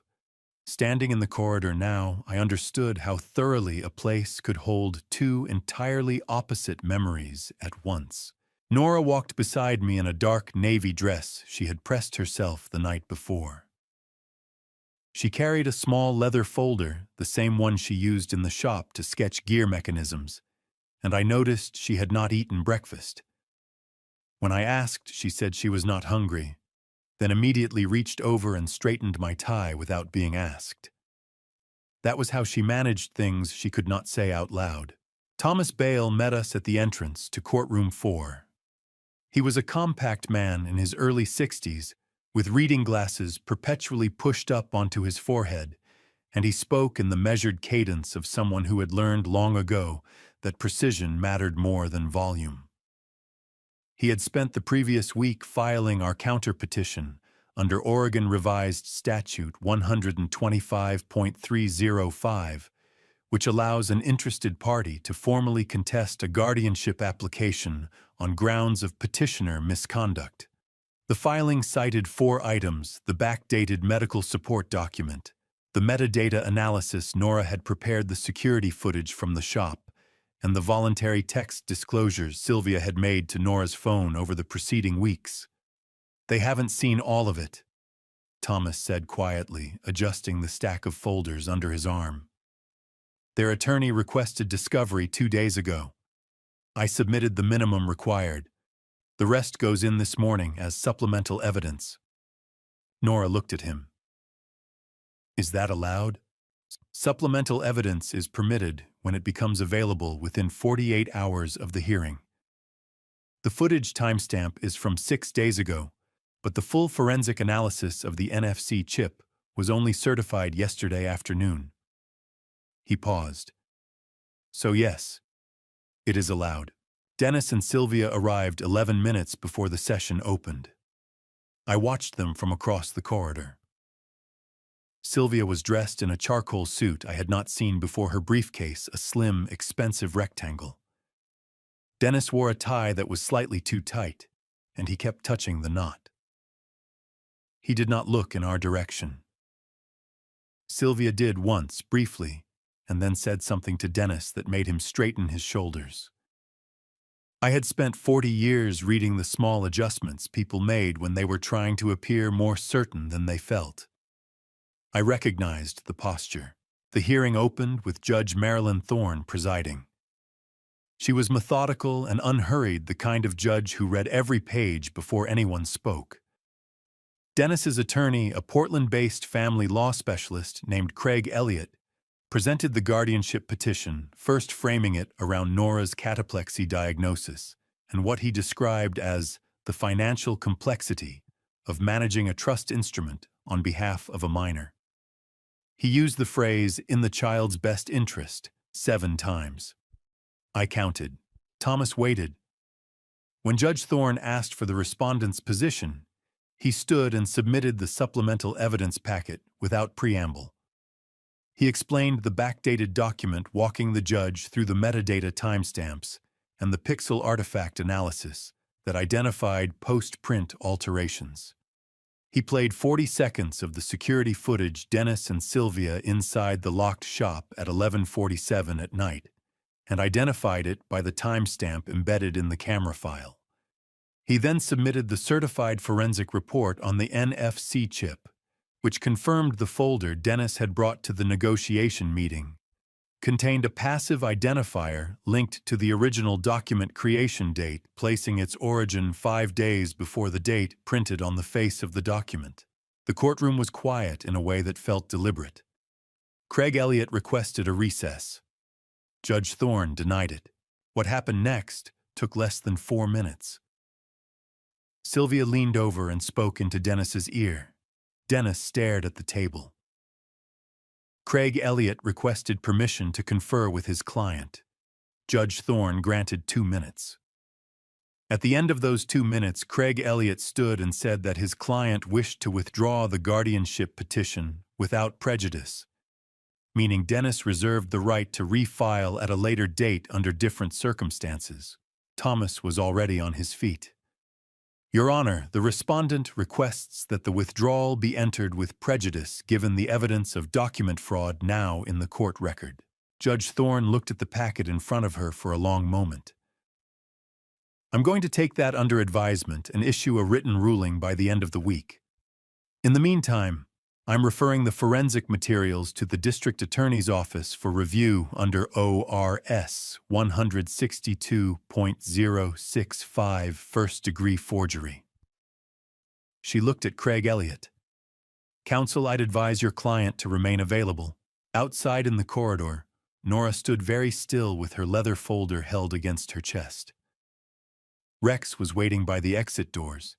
He had not been permitted inside as a witness, but had arrived anyway, because that was the kind of man he was. I watched him read her expression and nod slowly the way one person confirms to another that something important has just occurred. I did not feel relief exactly. Relief was for situations that were over. I felt instead the specific alertness of someone who had just seen the first card turned over in a game where most of the deck was still face down. On the drive home, Nora opened the leather folder on her lap and made a small notation I could not read. When I asked what she was writing, she closed the folder and looked at the road ahead. There's something Rex didn't tell you this morning, she said. He told me last night about the man in the dark blue sedan. She waited until I had parked the car before she spoke again. Not because she was afraid of the words, I think, but because she wanted me to be still when she said them. We sat in the driveway for a moment. The afternoon light came through the windshield at a low angle and turned everything the color of old brass. I turned off the engine and did not move. His name is Victor Hale, Nora said. He used to work for the same private equity firm that gave Dennis the $2.3 million loan. Rex found his name through the plate number DMV records cross-referenced through his FBI contact. Victor Hale left the firm 14 months ago, 2 months after Mom's accident. I did not say anything immediately. There are moments when the mind receives information and needs a few seconds to find somewhere to put it. I had repaired enough clocks to know that when a gear slips, you do not force it back. You wait and you find the tooth. Rex thinks he wasn't just watching the shop, Nora continued. He thinks Victor Hale was here to make sure you didn't talk to anyone, or that I didn't. She looked at her hands on the folder in her lap. Rex said he flagged it to the FBI 3 weeks ago. They've been running their own surveillance on Victor since then. I asked her why Rex had told her and not me. She was quiet for a moment. Because he wasn't sure how you'd react, she said. And because I asked him to tell me first. We went inside. I made coffee I did not drink, and Nora sat at the kitchen table with her folder open, writing in the small, precise script she used for gear measurements, and apparently also for things that frightened her. I watched her the way I had watched her since she was 7 years old, not hovering just present the way you stay near a mechanism that is running under unusual load.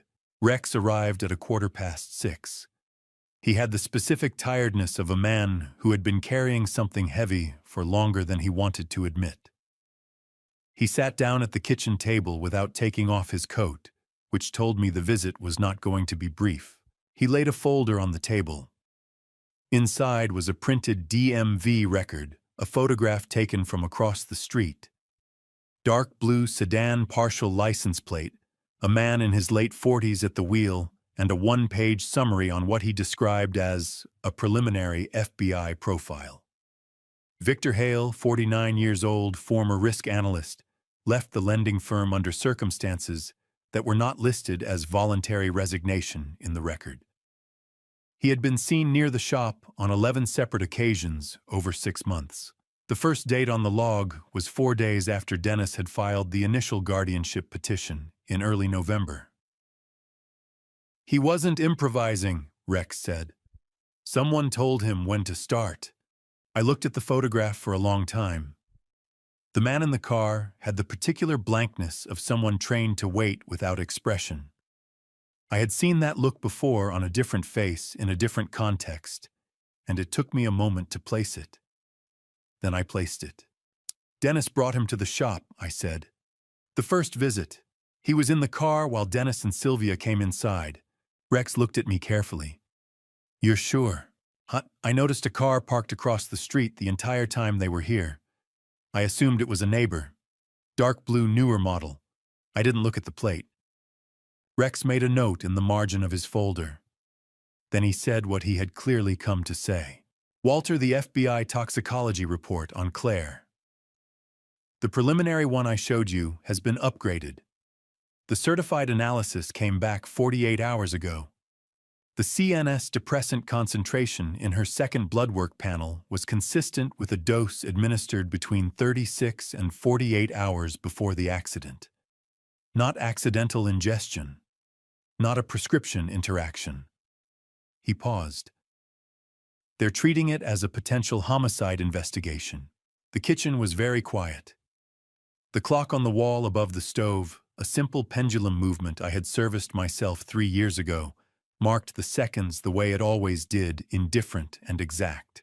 Nora did not look up from her folder. She said without inflection, I know. I turned to her. She met my eyes, and I understood in the way that you sometimes understand things, before they are fully explained, that she had known for longer than I had. Not everything, but enough. Enough to have started preparing 2 years ago at age 13, when she first opened Pacer on her school laptop and typed her father's name into the search field. I asked her how long. Since the week after the funeral, she said.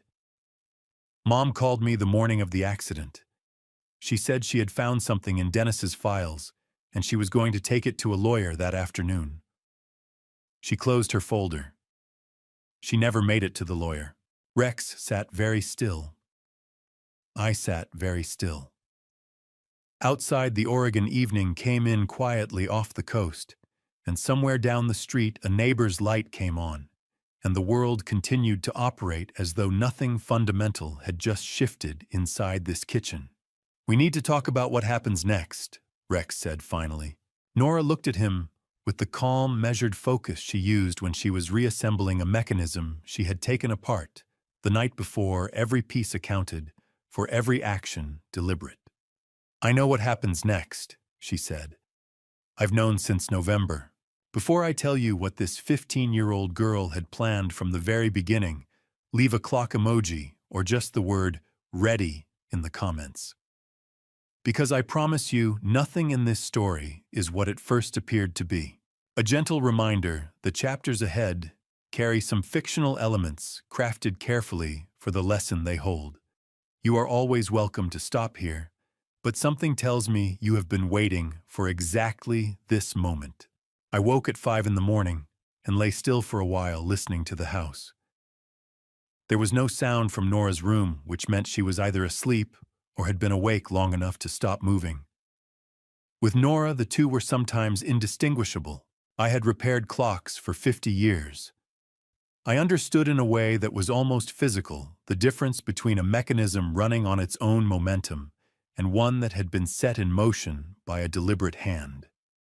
Lying there in the dark, I began to understand that everything that had happened over the past 6 weeks, the envelope from New York, the phone Sylvia sent the negotiation, the hearing, the camera in the Vienna regulator, the debt purchase, all of it had not simply unfolded. It had been arranged. And the hand that arranged it had been smaller than mine and steadier. Nora was already at the kitchen table when I came downstairs. She had made coffee and set out 2 cups, which meant she had heard me moving and had timed it. In front of her were 3 folders, a yellow legal pad covered in her small, precise handwriting, and the leather gear sketchbook she carried everywhere. She looked up when I sat down and said without preamble, "I need to show you something." She opened the first folder. Inside was a timeline she had drawn by hand, beginning 2 years earlier in December of 2023 when she was 13. It showed in sequence every action she had taken and the reason behind each one. The Pacer search that found Dennis's first bankruptcy filing. The conversation with a trust attorney she had contacted by email, presenting herself as inquiring on behalf of a family member. The draft trust document she had prepared and brought to me 8 months ago, which I had signed without fully understanding its architecture. The patent proceeds directed into the trust the day the licensing agreement was finalized. The secondary debt market research begun 4 months ago, when she confirmed the loan's maturity date. The purchase of Dennis's debt through Harwick and Associates completed 6 weeks before Dennis arrived at the shop. I sat with this for a long moment. "You were 13 when you started," I said. 12, she said. "The week after Mom's funeral." I didn't know everything then. I only knew that Dennis had filed for bankruptcy twice and that Mom had been afraid of him for the last year of her life. She turned a page on the legal pad. The rest I figured out as I went. The second folder contained the debt instrument itself, a formal assignment agreement, transferring Dennis's $2.3 million loan obligation from the original private lender to a holding entity registered in Delaware. The holding entity's beneficial owner, as listed in the trust document, was Nora Elaine Greer. Thomas Bale had reviewed every page. The transaction had been executed legally with full documentation at 60 cents on the dollar. Stika. When the loan matures on December 31st, Nora said, "Dennis will owe the full balance to the holding entity, which means he will owe it to me." She said this without triumph, in the same tone she used to describe the escapement mechanism of a watch she was studying. If he can't pay, Thomas can file for a civil judgment and request asset freezing under Oregon Rule of Civil Procedure 83.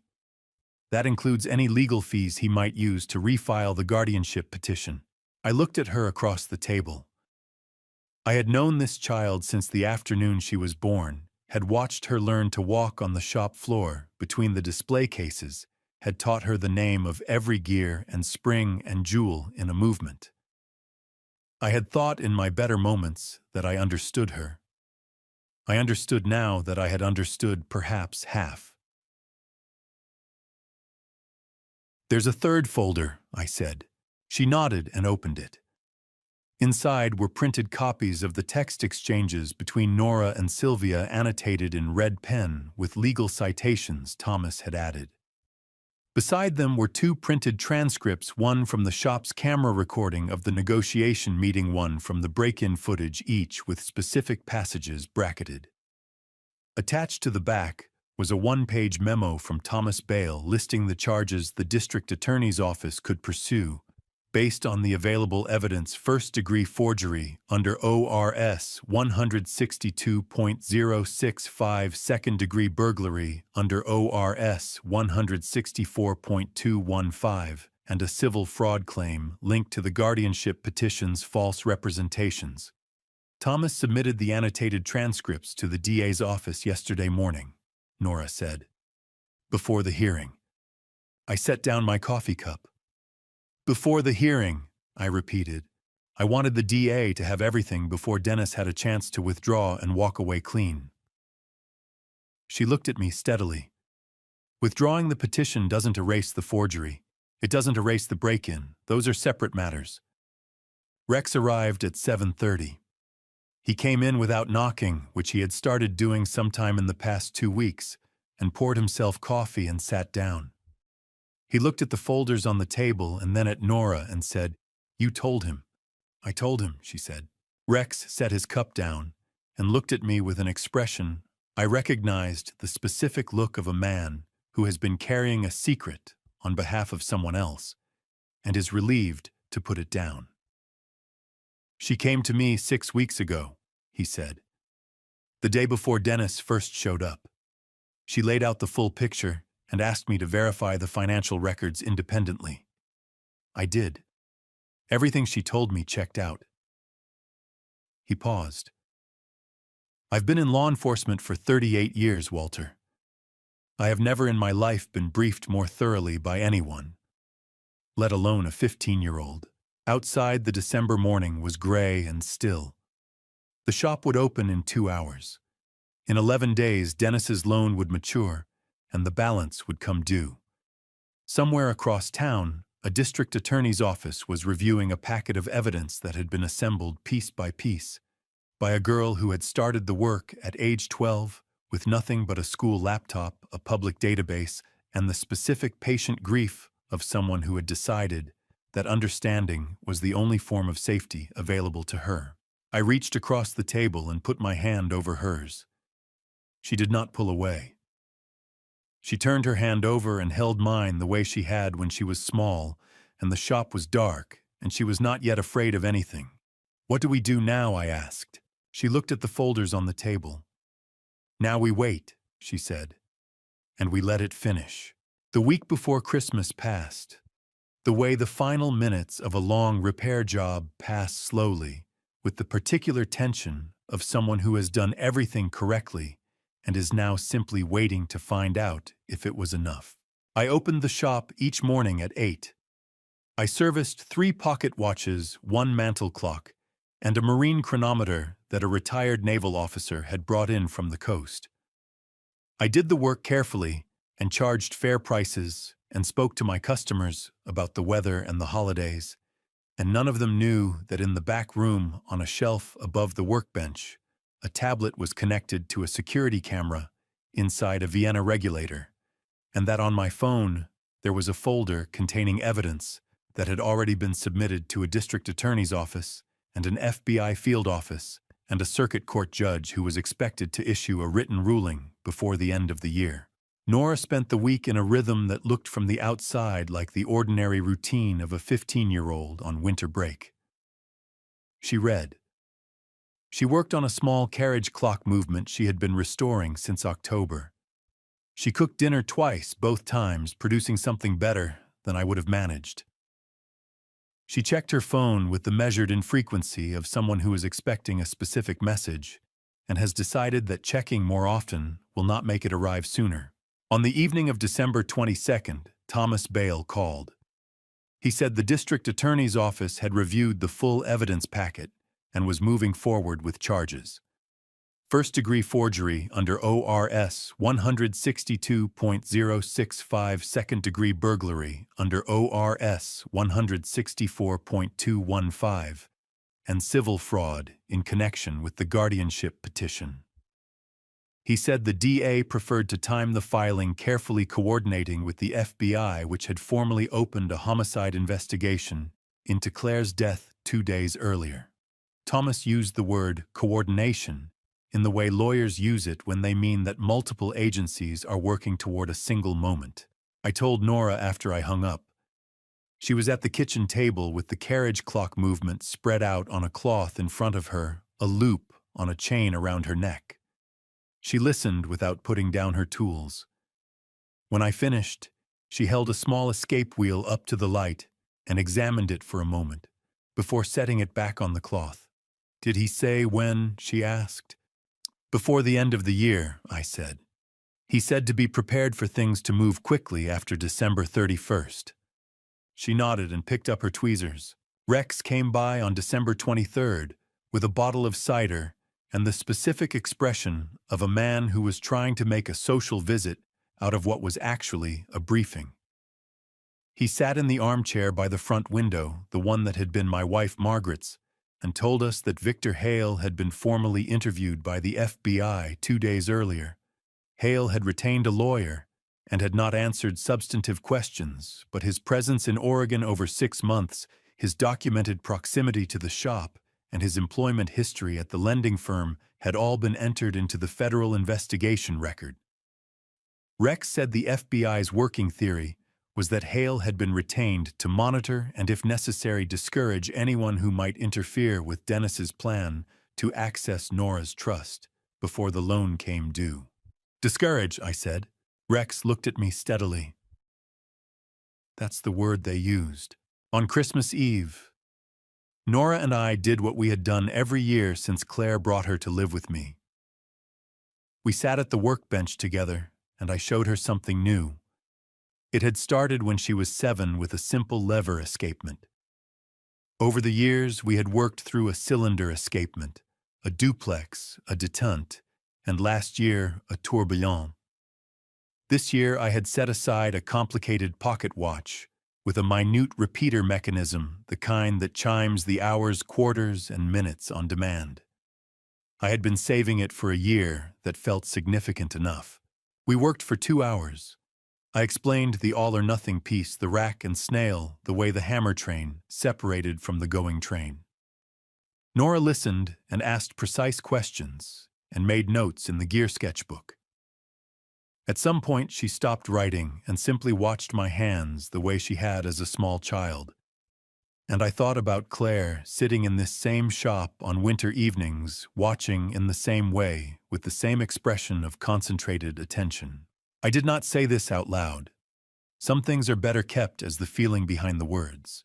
At 11:40 on the night of December 30th, my phone rang. It was Thomas Bale, which was unusual enough at that hour that I was fully awake before I answered. Dennis's loan matured at midnight tonight, he said. Oregon time. The full balance of $2.3 million is now due and payable to the holding entity. He paused. I've been in contact with his attorney. Dennis cannot pay. He has requested an extension. What did you say on? I asked. I said no, Thomas said. I'll file the emergency asset freeze petition first thing tomorrow morning under Oregon Rule of Civil Procedure 83. Once that's granted, Dennis will not be able to move, transfer, or encumber any assets pending resolution of the debt claim. Another pause, shorter this time. Walter, I also received a call this evening from the FBI. They've asked that we not discuss the details of the civil filing publicly until after they have completed a related action they have scheduled for the morning of December 31st. I stood in the hallway in the dark for a moment after he hung up. Through the wall, I could hear the faint, steady tick of the mantel clock in the sitting room, a 30-year-old movement I had serviced so many times I knew every sound it made. Behind me, at the top of the stairs, Nora's door opened. Thomas, she asked quietly. Yes, I said. She stood at the top of the stairs in the dark, and I could not see her expression, only the outline of her against the faint light from her room. Tomorrow morning, she said. It was not a question. Tomorrow morning, I said. She went back into her room and closed the door softly, and I stood in the hallway a little longer, listening to the clock, thinking about the minute repeater on the workbench, and about the way a complicated mechanism will sometimes run for decades. In silence, keeping perfect time, waiting for the moment someone finally asks it to chime. I was in the shop before 6. Not because there was work to do, the shop was closed for the holiday, but because it was the only place I knew how to be still. I had spent 50 years learning that the workbench was where I thought most clearly, and this was not a morning for unclear thinking. I turned on the lamp above the bench and sat down without taking off my coat. The minute repeater was still there on the cloth where Nora and I had left it on Christmas Eve, fully assembled. Now the case closed. I picked it up and pressed the repeating slide and listened to it chime 2 hours, 1/4, 4 minutes. The small hammer train running through its sequence with the unhurried precision of something that had been doing this for a very long time and intended to keep doing it regardless of what was happening in the world outside. Rex arrived at 6:15. He knocked this time, which told me something formal was about to occur. He came in and stood on the customer side of the display cases, which he had never done before, and said that he had spoken with his FBI contact at 5:30 that morning. The arrest warrant for Dennis Greer had been executed at 5:52. Dennis had been taken into federal custody at the Portland address he and Sylvia were renting without incident. The charges on the warrant included wire fraud under 18 U.S.C. Section 1343 conspiracy to commit fraud and one count of homicide by abuse under Oregon law, pending the formal grand jury indictment that the U.S. Attorney's Office expected to return within the week. I set the pocket watch down on the cloth. Sylvia cocked, I asked. Interviewed and released pending further investigation, Rex said. The FBI is looking at her involvement in the document fraud and the guardianship petition. Her bar association has been notified. He paused. She cooperated. I asked him what that meant. It means she told them things, he said. About Dennis, about Victor Hale, about the loan and who arranged the surveillance. He looked at the display cases for a moment at the watches inside. It means she understood which way things were moving and made a calculation. Thomas Bale called at 7:40. He said the emergency asset freeze petition had been filed with the Oregon Circuit Court at 7 o'clock, and a duty judge had granted the temporary order within 20 minutes, which he described as unusually fast, but not surprising, given the federal arrest that morning. Dennis's known assets, 2 bank accounts, a leased vehicle, and a partial interest in a Portland commercial property, were now frozen pending resolution of the debt claim. Thomas said the $2.3 million judgment would likely be settled through the asset liquidation process, which would take several months, but that the legal framework was secure. Nora's trust is untouched, he said. The patent precedes the trust structure, all of it, exactly as she designed it.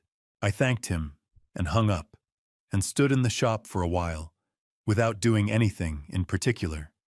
Outside, the last morning of December was coming in gray and cold off the coast, the way Oregon mornings did in winter, indifferent to calendars and conclusions. Nora came downstairs at 8. She was dressed, which meant she had been awake for some time. She came into the shop through the connecting door and looked at my face and understood immediately the way she always did. I told her everything. I told her about the arrest, the charges, the asset freeze, Sylvia's cooperation, Thomas's call. I told her in the order it had happened, without editorializing the way I would describe the sequence of a repair. This happened then this. She stood on the customer side of the display cases and listened without interrupting, her hands at her sides, her face very still. When I finished, she did not say anything for a long moment. She looked at the display cases, at the watches inside, the pocket watches and wristwatches, and the small carriage clock she had restored herself, which I had placed in the front row of the center case the week before because it deserved to be seen.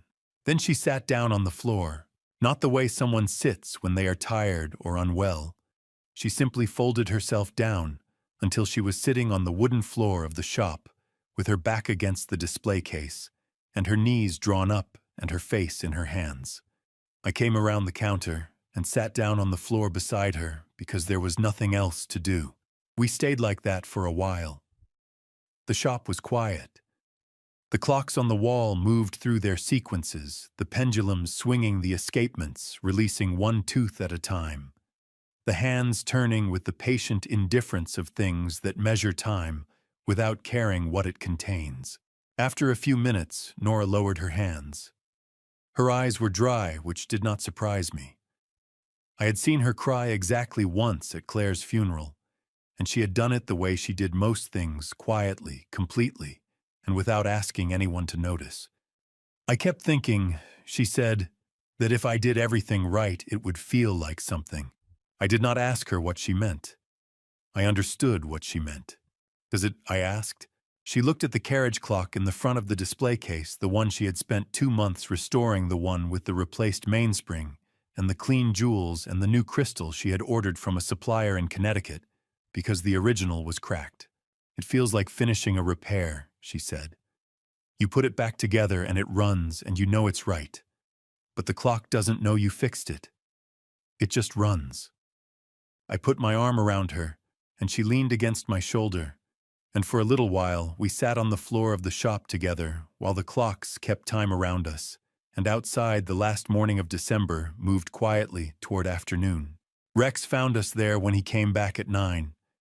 He stood in the doorway for a moment, taking in the scene, and then he stepped inside and sat down on the floor on Nora's other side without saying a word. He was 65 years old, and it clearly took some effort, but he did it without complaint. The three of us sat against the display case, while the morning light shifted and the clocks ticked on, and nobody felt the need to say anything at all for quite some time. January came in quietly, the way things do after a long noise stops. The shop reopened on the 2nd. I serviced a carriage clock for a woman who had inherited it from her mother, replaced a broken mainspring in a pocket watch a man had carried for 30 years, and ordered 3 sets of replacement jewels from a supplier in Vermont. The work was the same work it had always been, and I was grateful for that in a way I had not been before. The way you become grateful for the ordinary texture of a day after a period when ordinary days are not available. Thomas Bale called on January 8th. The federal grand jury had returned the indictment the previous afternoon. Dennis faced 6 counts in total, 2 counts of wire fraud under 18 U.S.C. Section 13431, 1 count of conspiracy to commit fraud, 1 count of obstruction of justice related to the guardianship proceeding, and 2 counts under Oregon law, 2nd-degree burglary for the shop break-in and 1st-degree forgery for the backdated document. The homicide charge, Thomas explained, was being handled separately by the Oregon State Prosecutor's Office in coordination with the FBI, and would be filed as a distinct indictment once the forensic evidence had cleared the remaining verification steps. The expected timeline for that filing was late February or early March. Dennis remained in federal custody. His bail application had been denied on the grounds that he posed a flight risk, given the loan default, the frozen assets, and the federal investigation. Thomas said this was not unusual in cases involving multiple jurisdictions and a pending homicide charge. I told Nora at dinner. She was eating soup she had made herself. She had started cooking more in January, which I took as a sign of something settling, and she listened carefully and asked one question: whether the homicide indictment timeline would affect the civil debt proceedings. Thomas had already anticipated this. The asset freeze remained in place regardless of the criminal timeline, and the civil judgment process would proceed on its own track.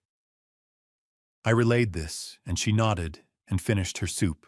Rex stopped by on January 14th with news about Sylvia Marsh and Victor Hale.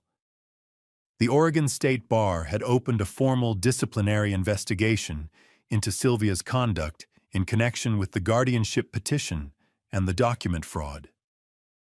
Her law license had been placed on administrative suspension pending the outcome, which meant she could not practice law in Oregon or any reciprocal jurisdiction while the investigation was active. Rex said she had continued cooperating with the FBI and that her cooperation was being considered in the assessment of any charges against her personally, though no decision had been made yet. Victor Hale had been charged in federal court with stalking under 18 U.S.C. Section 2261A and conspiracy to intimidate a witness under 18 U.S.C. Section 1512. He had retained a public defender and entered a not guilty plea. Rex said the evidence against him, the surveillance log, the documented proximity to the shop on 11 occasions, his employment history with the lending firm, and a series of phone records connecting him to Dennis during the surveillance period, was, in Rex's words, not favorable to the defense. Through all of this, Nora went back to school. She had missed the last 2 weeks of the fall semester due to what we told the school was a family health matter, which was accurate in the ways that mattered. In January, she returned to her regular schedule: 3 advanced courses, an independent study in mechanical engineering she had arranged with a professor at the community college, and a Tuesday afternoon shift at the shop that she had maintained without interruption since she was 12. Her teachers noted in the mid-year review that arrived in late January that her work was excellent, and that she seemed, in the words of her English teacher, unusually self-possessed for her age.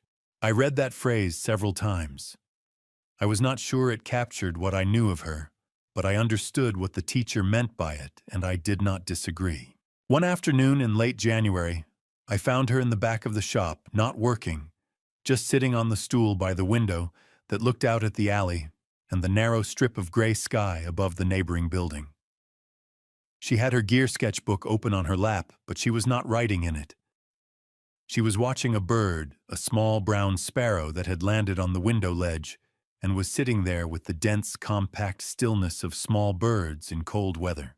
I asked if she was all right. She watched the sparrow for another moment before answering. "I've been thinking about Mom," she said. "Not about what happened. Just about her." The way she laughed at things she found funny before anyone else in the room realized they were funny. She paused. "I haven't let myself think about that in a long time." The sparrow flew away. Nora looked down at the sketchbook and made a small drawing in the margin, not a gear, just a bird, 4 quick lines, and then turned the page. "I think I'm going to be all right," she said. It came out as an observation rather than a reassurance, the way she stated things she had verified and found to be true. "I know you are," I said. She looked up at me with the expression she wore when she was checking a measurement for the second time, not because she doubted the first result, but because precision was a habit she had decided was worth keeping. Rex came by on the last Friday of January with a bottle of decent Oregon Pinot and 3 glasses, and we sat in the back room after closing, I at the bench, Nora on the stool by the window, Rex in the chair he had claimed as his own sometime in November, and we talked about things that had nothing to do with any of it. Rex told a story about a case he had worked in 1987 involving a stolen horse and a misidentified set of tire tracks that had somehow resulted in the arrest of the wrong man and the accidental recovery of a separate crime. Nora laughed at the right moments and asked follow-up questions and drank half a glass of cider I had found in the back of the refrigerator, and I sat at the bench and listened and thought about the word ordinary and how it was when you had been without it for a while. One of the finest words in the language. In early February, Thomas called again. The civil asset liquidation had begun. Dennis's 2 bank accounts had been assessed. Combined, they held enough to cover approximately 40% of the judgment. The leased vehicle would be returned to the lessor. The partial interest in the Portland commercial property was being appraised. Thomas estimated the full recovery would take 4 to 6 months, with some portion of the judgment likely remaining unsatisfied, given the gap between Dennis's available assets and the $2.3 million claim. He said Nora should not expect full recovery, but that the legal priority structure of the trust meant the patent proceeds themselves were entirely protected regardless of the civil outcome. Nora, when I told her, said that she had not expected full recovery. She said she had bought the debt at 60 cents on the dollar because she wanted the legal mechanism, not the money. Thomas, when I relayed this to him, was quiet for a moment. Then he said, "Tell her she should consider law school," I told her. She considered it for approximately 2 seconds and said she was going to be a mechanical engineer, but that she appreciated the thought. The homicide indictment came on the 24th of February. Thomas called at noon. The Oregon State Prosecutor's Office, working in coordination with the FBI, had filed a formal indictment against Dennis Greer on 1 count of murder in the 2nd degree under ORS 163.115, charging that he had administered a controlled CNS depressant to Claire Greer in the 36 to 48 hours preceding her fatal accident in December of 2023, with the intent to cause serious physical injury or death. The forensic evidence, the certified toxicology analysis, the second blood work panel obtained under federal warrant, the timeline reconstructed from Claire's phone records, and Dennis's movements had been sufficient to bring the charge. A second count of conspiracy to commit murder was filed jointly against Dennis and Victor Hale. The charge on the arrest warrant back in December had listed homicide by abuse, a preliminary classification used when the full forensic picture had not yet been certified. The grand jury, working from the completed toxicology record and the reconstructed timeline, returned the more specific charge of murder in the second degree, based on the phone records connecting them during the period of the poisoning. I was standing at the workbench when Thomas told me this. I had a movement in my hands, a simple time-only pocket watch, nothing complicated, and I set it down carefully on the cloth before I said anything. I asked Thomas what happened next. He said the criminal trial would be scheduled for later in the year, likely autumn, given the complexity of the evidence and the coordination between state and federal jurisdictions. He said the civil proceedings were continuing on their separate track. He said that whatever happened at trial, the indictment itself was now part of the public record, and that Claire Greer's name was in that record not as a footnote, but as the reason the case existed at all. I thanked him. I hung up. I stood at the bench for a long time. Nora was at school. I knew her schedule well enough to know she was in her independent mechanical engineering study, at that hour sitting across from a community college professor twice her age, discussing something precise and solvable. I decided not to call her. Some news is better delivered in person at a kitchen table with enough time afterward to sit with it properly. She came home at 3:30. I had made coffee and set out 2 cups, which by now she understood as a signal that something had happened. She sat down across from me and I told her about the indictment, the charge, the second count against Victor Hale, the trial timeline, what Thomas had said about Claire's name being in the public record. She listened without moving. When I finished, she looked at her coffee cup for a moment, then looked up. "Second degree," she said. "Yes." She nodded slowly, the way she nodded when she was accepting a measurement she had not quite expected. "That means they believe it was intentional, but may not have sufficient evidence to prove premeditation beyond a reasonable doubt," she said. "First degree would require proving he planned it in advance." "Haktuntinde." Thomas said the same thing I said. He said the evidence strongly supports intent. Whether it rises to premeditation will be for the jury. She was quiet for a moment. Outside, the February afternoon was doing what February afternoons in Oregon did, shifting between gray and grayer, the light coming off the water with a flat, patient quality that I had lived alongside for 40 years and still found on certain days genuinely beautiful. "She called me that morning," Nora said. Not for the first time, she had told me this weeks ago at the kitchen table with Rex on the evening everything about Victor Hale had come clear. But this time she said it differently, without the careful flatness she used when she was reporting facts. This time it sounded like what it was. She called to tell me she was going to see a lawyer that afternoon, that she had finally found what she needed. Nora stopped. She looked at the table. She didn't sound frightened. She sounded settled, like someone who had made a decision and wasn't going back on it. A pause.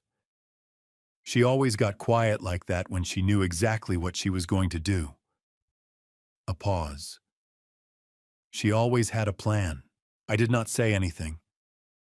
Some things do not need a response. They need only to be said and heard. After a while, Nora straightened and picked up her coffee cup and held it in both hands, the way she did when she was thinking through something carefully. "Will you be all right?" she asked. Through the trial. The question surprised me, which it should not have. She had been asking the right questions since she was 12 years old. "Yes," I said. "Will you?" "Yes," she said. Then after a moment, "I think Mom would have liked knowing it went this far. That someone kept going." I thought about that. I thought about Claire at 7 years old sitting on the floor of the shop while I explained to her the difference between a mainspring and a hairspring, and her asking with the concentrated seriousness of a child who has decided something is important, whether the spring knew it was the most important part. I had told her that the spring did not know anything, that it simply did what it was built to do.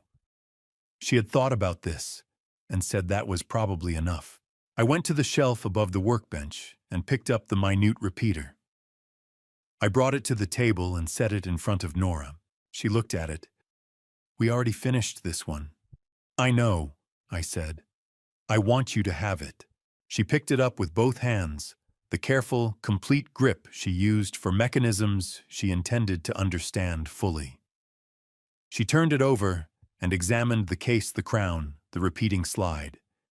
Then she pressed the slide and held the watch between us, and we listened to it chime together 3 hours, 2 quarters, 7 minutes, the small hammer train moving through its sequence with the same unhurried precision it had demonstrated on the workbench at Christmas, indifferent to how much had happened since. "Why this one?" she asked. "Because of what it does," I said. "It keeps time like any other watch, but it also remembers. You press the slide and it tells you exactly where you are, the hour, the quarter, the minute. It doesn't guess. It doesn't approximate." I looked at her. "You've always known exactly where you are." She held the watch for a long moment. Then she put it in her pocket, the left one close to her side, and picked up her coffee cup again. Rex came by that evening as he usually did when something significant had occurred, and we told him about the indictment, and he sat with it in the way he sat with things, quietly and without rushing to fill the silence. At some point he looked at Nora and asked her what she was going to do with the rest of the week. She considered this with appropriate seriousness. "Finish the carriage clock," she said. "Write a paper on detent escapements for the independent study. Cook something complicated on Saturday." A pause. "And think about Claire." Rex nodded. "Good plan," he said. Later, after Rex had gone and Nora had gone to bed, I sat alone at the workbench for a while. The shop was quiet. The clocks on the wall marked the hour in their various voices, the deep note of the regulator, the lighter chime of the bracket clock, the small, steady tick of the carriage clock Nora had restored, and that I had placed in the front case, because it deserved to be seen. Outside, the Oregon night came in off the water cold and very dark, and the street was empty, and the light above the workbench made a warm circle that reached to the edges of the bench and no further. I thought about the things that had happened in this shop over the past 4 months. The envelope from New York, the phone in its box, the camera behind the pendulum bracket. The night the security footage showed 2 people moving through the dark with a brass key. The morning in the courthouse corridor when Nora had straightened my tie without being asked. The floor on the last day of December and the 3 of us sitting against the display case while the clocks kept time. I thought about Claire the way Nora had asked me to, not about what happened, but about her. The way she laughed before anyone else realized something was funny. The way she had sat on this same floor as a child and asked whether a spring knew it was important. I picked up the simple pocket watch I had set down that afternoon when Thomas called. I finished the movement, closed the case, wound it, and set it running. It was a plain watch, no repeater, no complications, just the clean tick of a well-made machine doing what it was built to do. I set it on the shelf and turned off the bench lamp. That was as best as I can say where it ended. Not with a verdict that would come later in a courtroom I would sit in, and Nora would sit in, and we would hear together what 12 people decided about the weight of what Dennis had done. Not with a resolution that tied everything neatly closed, but with a watch running on a shelf in a quiet shop, and a 15-year-old girl asleep upstairs, with a minute repeater in the pocket of her coat, and the particular stillness of a night in which the dangerous thing was over, and the rest of it, the long, ordinary, unscheduled rest of it, was still waiting to be lived. That, I think, is enough. I am 70 years old. I have stayed silent too long, chosen comfort over truth too many times. If these grandpa stories teach anything, do not wait the way I waited. Do not let silence become a decision you never meant to make. I believe God places certain people in our lives not to protect us from pain, but to show us what courage actually looks like up close. Nora showed me that. Claire deserved better from me, and I carry that. Every family story has a version of Dennis in it, somewhere someone who mistakes love for ownership and money for power. My personal belief is simple: no inheritance, no patent, no sum of money is worth what we lose when we stop protecting each other. These grandpa stories are not comfortable, but they are honest, and every honest family story is worth more than a perfect one. If something here stayed with you, leave a comment. I read everyone. Share this with someone who needs it. And if you want to stay for more grandpa stories, you are always welcome here. Thank you for listening all the way to the end. The stories ahead contain fictional elements built for honest human purposes. If that is not for you, no obligation. But if you are still here, welcome back.